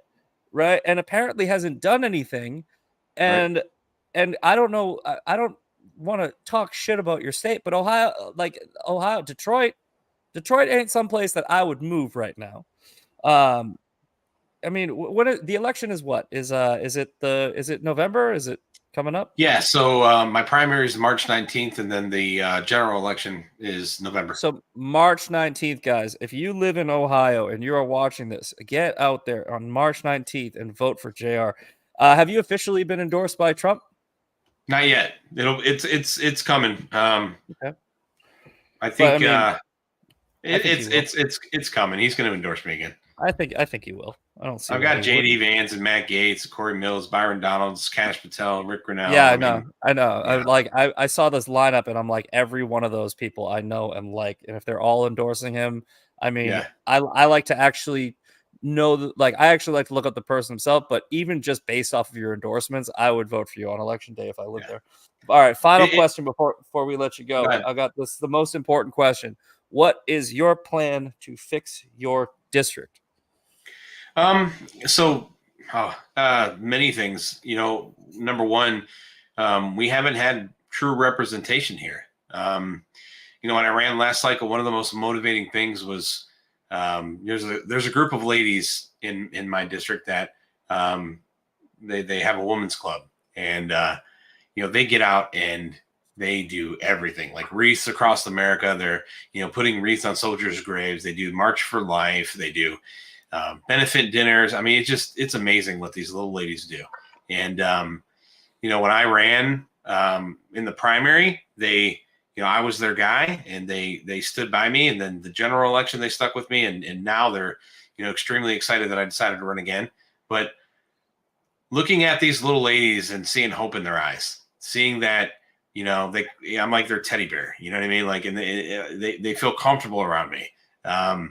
Just seeing the hope in their eyes and seeing that they believe that finally they're going to get rid of Marcy Kapture, and finally they're going to have conservative leadership and have faith that their grandkids and maybe their children or grandkids, what have you, have a better school system, or, just at multiple levels. But I think number one, bringing representation to the district. And, as much as I get attacked by the left, and as much as they try to paint me as this far right guy, like I told you, I'm a liberty-minded dude. And I think I have a lot more in common sometimes with Democrats than I do these country club Republicans. And, my intention is to sit down with all of them and really try to build bridges here, because, we're not going to be able to continue on the trajectory we're on if we continue to be polarized. And it's not Donald Trump that's we only need one. We need Marjorie Taylor Greene, but we only need one of those. It's like you need the person who's the fuck all these Democrats, and then you need the majority of people to be like you. Like it needs to happen. We need to figure out how to fix the divide, because Joe Biden said he was going to do it, and he made it worse. But look, what I want to point out too is, and what I mean by this is, that doesn't mean I'm going to be a moderate in DC. That doesn't mean I'm going to.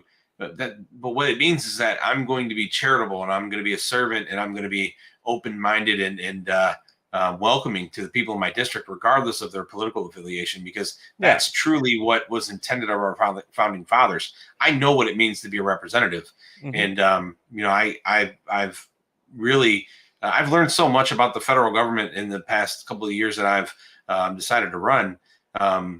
It's incredible what, I see in DC, and the behaviors of other members, and just the lack of knowledge that they have, given the fact that I've learned most of this in the past 2 years. I mean, it's just, it's eye-opening to me. And so, I mean, the number one thing I'm going to do is get here and try to change the dynamic of our district being inundated with communist leadership. And I'm going to make sure that the leaders that are elected here know that they're not going to get a damn dollar from the federal government unless they meet the commitments that they make here locally to the people. And they've been on this charity ride for 40 years, putting their hands in each other's pockets. And that's going to stop. That's going to stop the first day I get in office.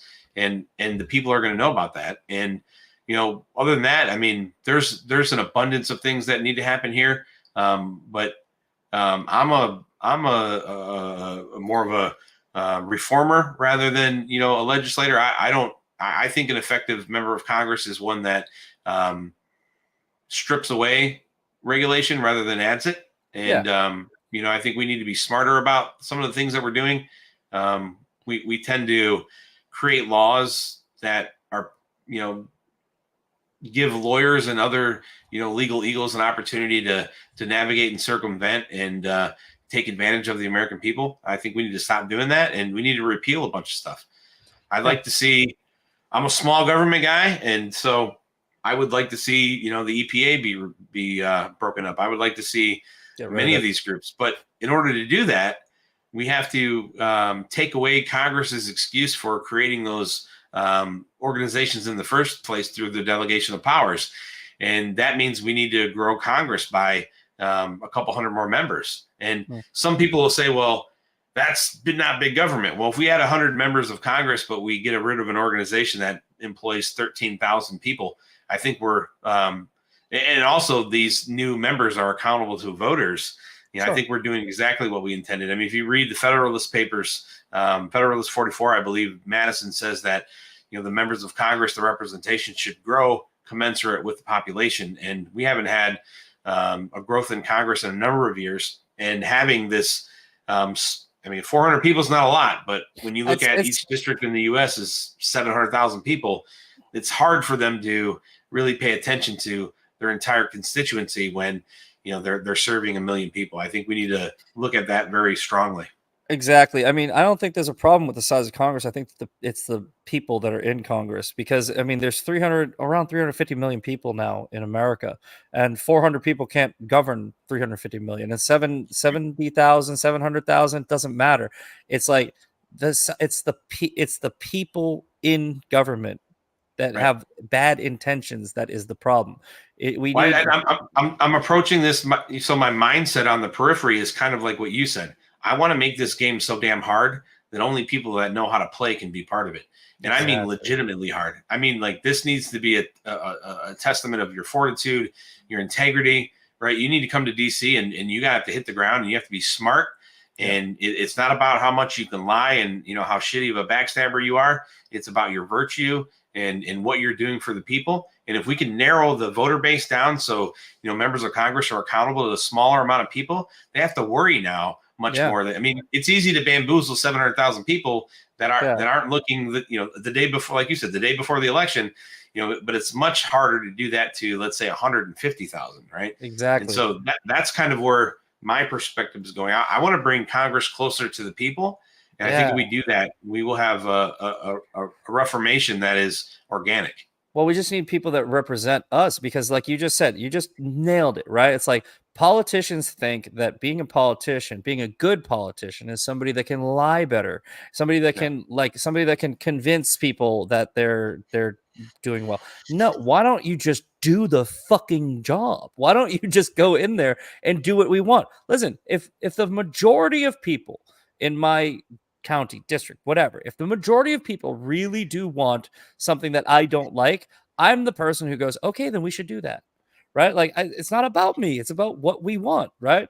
But if you're dictating what we want, and it's not even what either side wants, it's just what makes you and your fucking friends more powerful, and buying a fucking $400,000. I saw the way that Congress spends their fucking money. There was a fucking $70,000 bench and a $400,000 basketball court. I'm pretty sure the fucking Lakers basketball court doesn't cost $400,000. You should see what they do. You should see what they do in DC.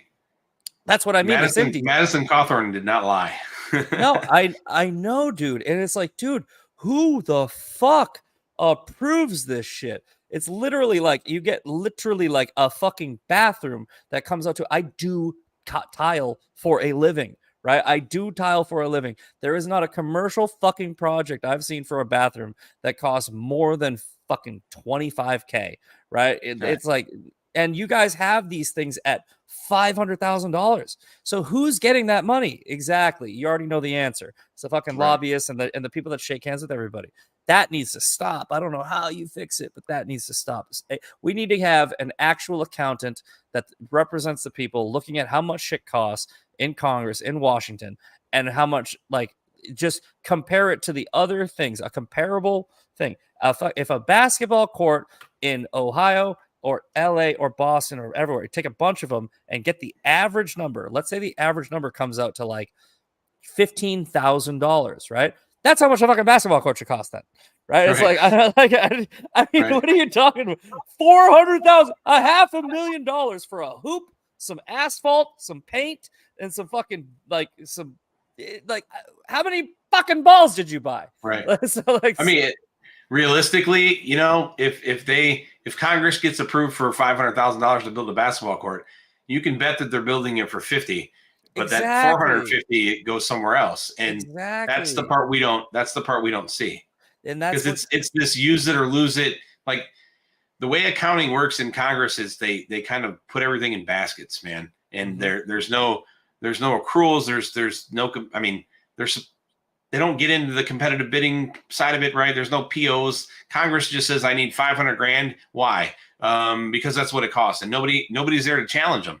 And then it gets down to, it trickles down and the people that are, part of the purchasing groups in the government that are seeing these things through, they're out there doing the work and they're spending the money wisely because there's procedures and processes and rules in place. But if they, if they get a billet for $500,000 and it only costs 50, those members of Congress don't have to go back to the well and give that money back. They just get to do whatever they want. And then it gets divvied up and spent on other bullshit. Well, then and you get the we don't nefarious know shit. about Like you get the nefarious shit. Like Trump talked about this, where when we were pulling out, when he was trying to pull out of Afghanistan the right way, he had his generals saying, "Oh, sir, it's actually cheaper to leave $80 billion worth of equipment over there." He's like, "How much does a fucking plane cost?" No, no, it's not, because Donald Trump doesn't think in that nefarious fucking like it's not my money. Who gives a fuck, right? He thinks like a businessman. He's like, no, there is no fucking way you're telling me $80 billion worth of military equipment, it's cheaper to just leave it. All right. Get Right. a fucking plane, get it over to our allies that are very close by. We'll figure it out later. But it is not cheaper nor Right. safer to leave $80 billion. And then what did Joe Right. Biden do? What did Joe Biden do? He left $80 billion of equipment over there. Yeah. That $80 billion of equipment left over there was the equivalent of Obama throwing $1 billion worth of gold on the airport. $160 million in cash and fucking all and the Houthis, or the what was it, the mullahs of Iran.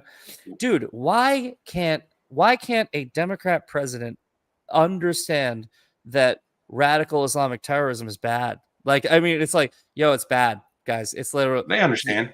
They yeah, understand. I They don't know, care. but I know it's just so wild. They believe in their seditious minds that they have money to, they have the money to protect themselves. They don't have our same concerns. That in itself is the problem. I know. I can't wait. I mean, I really, truly, I believe it.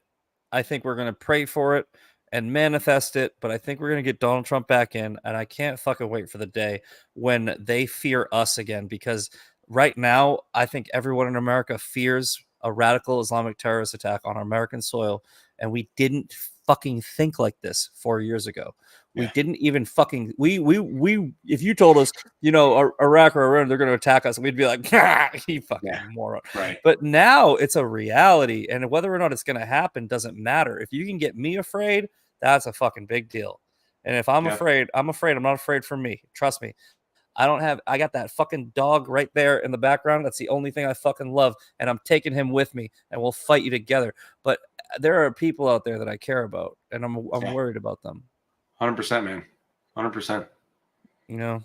So, but anyway, man, I had such a great time, man. It was awesome getting to know you. I didn't know what to expect of this, but I think it was very educational, eye-opening for myself too. I think you sort of knocked me off my high horse with my whole Congress shouldn't make any more money than they get, but we'll figure out we'll figure out a good we'll figure out a good solution together. And like somebody said in the comments, it's like as long as you're at least having a conversation where your heart's in the right place and you're just trying to figure out how to save America. I think these conversations with people across the aisle or in the same party or whatever, as long as we're all trying to figure out how to make us prosperous and limit or eliminate, I don't think we're over eliminate corruption, but limit the corruption that goes on and get the right people in there. I think that's what we really need to start focusing on, because it really does start at a local level. Donald Trump is not going to fix all of our problems. It needs to be, right? No one person is ever going to unite this country. The unity is going to come from the local level. It's going to come from saying hi to your neighbors and fucking trying to like get involved with your local community. That's where it's going to come from. It's going to go from the ground up. But I think that Donald Trump is going to take a huge. Donald Trump, I said this analogy the other day, and it was off the top of my head while I was typing it. Donald Trump needs to come in like Gordon Ramsay in Kitchen Nightmares and fix as much shit as possible. But after he leaves, it's on the restaurant owner and the staff to keep the fucking place running right. You hire the right manager, and you take everything he taught you and you do it right. You don't just say, okay, he's gone, we go right back to the bullshit. So I think that Donald Trump is more of a like a Kitchen Nightmares type at this point, where he will come in and he will show us how to do it, fix it as much as possible, and then hopefully he endorses the right manager to keep that restaurant running for years to come. I think that's the best play forward. But you got to understand that everything is about management over time. Everyone's waiting for the savior to fucking save us. He's not going to save us. He's got to teach us like how to do it right. Just learn. He's got that mindset. I mean, I know there are people like Cash and others that are working on building out the administration, and you know they're going to be in positions of significance. And I think what we'll see from Trump is I think this time around he gets to be the good cop, and the people he's going to surround himself with, they get to be the bad cops. And I mean, one thing I think that's truly who he truly that's truly what I think he was gearing towards the the first administration, getting into the second. But obviously he was never really allowed. But I think he's learned a lot how to respond from these attacks. I gotta give him. I have to give these fucking nefarious elitist cunts credit. The COVID thing was fucking genius. It's the only way you were gonna get him out, and you did. You fucking scumbags. Because, like I said, COVID. Nobody would have handled COVID well, and in conjunction with stealing the election using COVID, right? They also made it plausible. Right, that's the thing. The reason they can't cheat this time, and people need to understand this. The reason they are scared they're going to lose and they can't cheat this time is because it's not going to be fucking plausible. Joe Biden can't fucking talk. You can't put a president who did a really good job against a guy who can't fucking talk and then make it plausible that Joe Biden won. Because it's not. I agree with that 100%. I agree 100% with that. No fucking. There's no. Even the people on the left will revolt because they don't like him either, right? Like they don't. So but that goes back to my fear that they're going to try to put somebody else in. I think they're going to try to put somebody that's more likable. I think the cheating with the ballot boxes and all that. I think that window is. I think it was a one-time window. And no, you can't play the same gag twice. You can't pull the same gag twice. It's like I did an episode on this just a couple of days ago. I said, listen, anybody who thinks that the 2020 election was on the up and up, you're fucking retarded. All right. You got to watch 2000 Mules and just get one of these books. This book right here proves that the 2020 election was stolen. Right. This is all you need. You need math. Right. Joe Biden was down by so many votes on election night. And then 72 hours later, he got more votes than Obama. It was statistically impossible. But some of you people are stupid, and I get that. Some of you morons can't do math. I can. But anyway, you mix that in with the 2000 Mules, and all 2000 Mules does is show you where the boxes came from. It shows you where the ballots came from. That's all it does. But the fact of the matter is, it would have taken Joe Biden winning after election night is the equivalent of getting struck by lightning 15 times in a row in your bathtub. It doesn't make sense. Like it doesn't make sense. The lightning comes through your shower head. Yeah, it doesn't make sense, and it never made sense. But it was plausible, right? Yeah. Because of COVID. And like the excuse they had was mail-in voting, and unless they're going to release that China X virus in the next fucking 3 months and try it again, and people aren't going to comply, by the way, so that's not going to work. Or they try to put Michelle Obama in, that's not going to work because honestly, she has no accomplishments. Or put in Gavin Newsom, who literally let shit all over his streets. I mean, sure he's got great hair, but I don't think they have a way to cheat this time. I really truly don't. I think they might be able to attempt and get close and smear, but what I think they're doing is I think they're trying to ruin shit so bad that Donald Trump can't clean it up. And I think they once again are underestimating him. He'll have it cleaned up in 6 months. Yeah. I think the only way they cheat is by persecution and they're trying to making it so that he can't run. They're trying to assassinate his character, and it's backfired so hard. Like, it's like, dude. The only way they win is if we nominate Nikki Haley, right? Yeah, and that's not happening. It's just not. I mean, everything they've tried has failed. I think they tried to put in Ron DeSantis. I think that I don't think that he knows it. I don't think that Ron DeSantis is part of it. But I think that Ron DeSantis he knows it now. Yeah, I think he knows it now. But I think that Ron DeSantis, they walked up to him and they were like, "Would you like to be president? Here, we can do." And he was like, "Yeah." And he was like, "Shit, I just fucking fucked my whole career up." Yeah. And Nikki Haley, I think she's fully aware of what's going on. I think she knows exactly what's going on. I think she's known the whole time. I think Nikki Haley was like, "Yeah, I'm down. Like, who do you want to fuck?" Like, like, yeah. What do I got to do? Yeah, what do I got to do? It's this whole thing that we started off this conversation with of how they don't care about the country, they care about power, and we got to get people in to office, every office, local, all the way up to the president, that agrees that the point of being in power is to help people, not yourself. If you can do that, if you can weed those people out, because I believe that we have so many people like that. I believe Mike Johnson actually cares about the people. I really do. I know Marjorie Taylor Greene does. I believe everybody that you endorsed, everybody that endorsed you does. And I believe there's a lot of Democrats that believe that too. I believe there are many Democrats who care about this country, care about you, and truly want to make this country great. And then I think there's a small amount of people that only give a fuck about themselves. There's the Nancy Pelosi's, the Adam Schiffs, the Mitch McConnells, and those people, we need to figure out how to get those fucking people out. And if we do that, we're on path, man. Anyway, brother. All right. I got to get some food in me. So let's get this over with. If you want to let anybody know right now, anything that you want, like information, like your website, whatever, give it to them. Yeah, my website's JR for Ohio. It's FOR, JR, FOR, OHIO. Follow me on all forms of social media.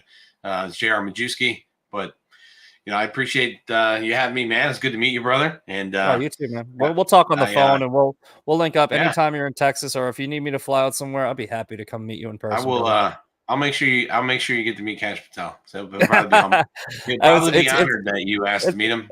It's pointless now, but I mean, we could try to get something going. He's still a cool dude, man. He's a very cool guy.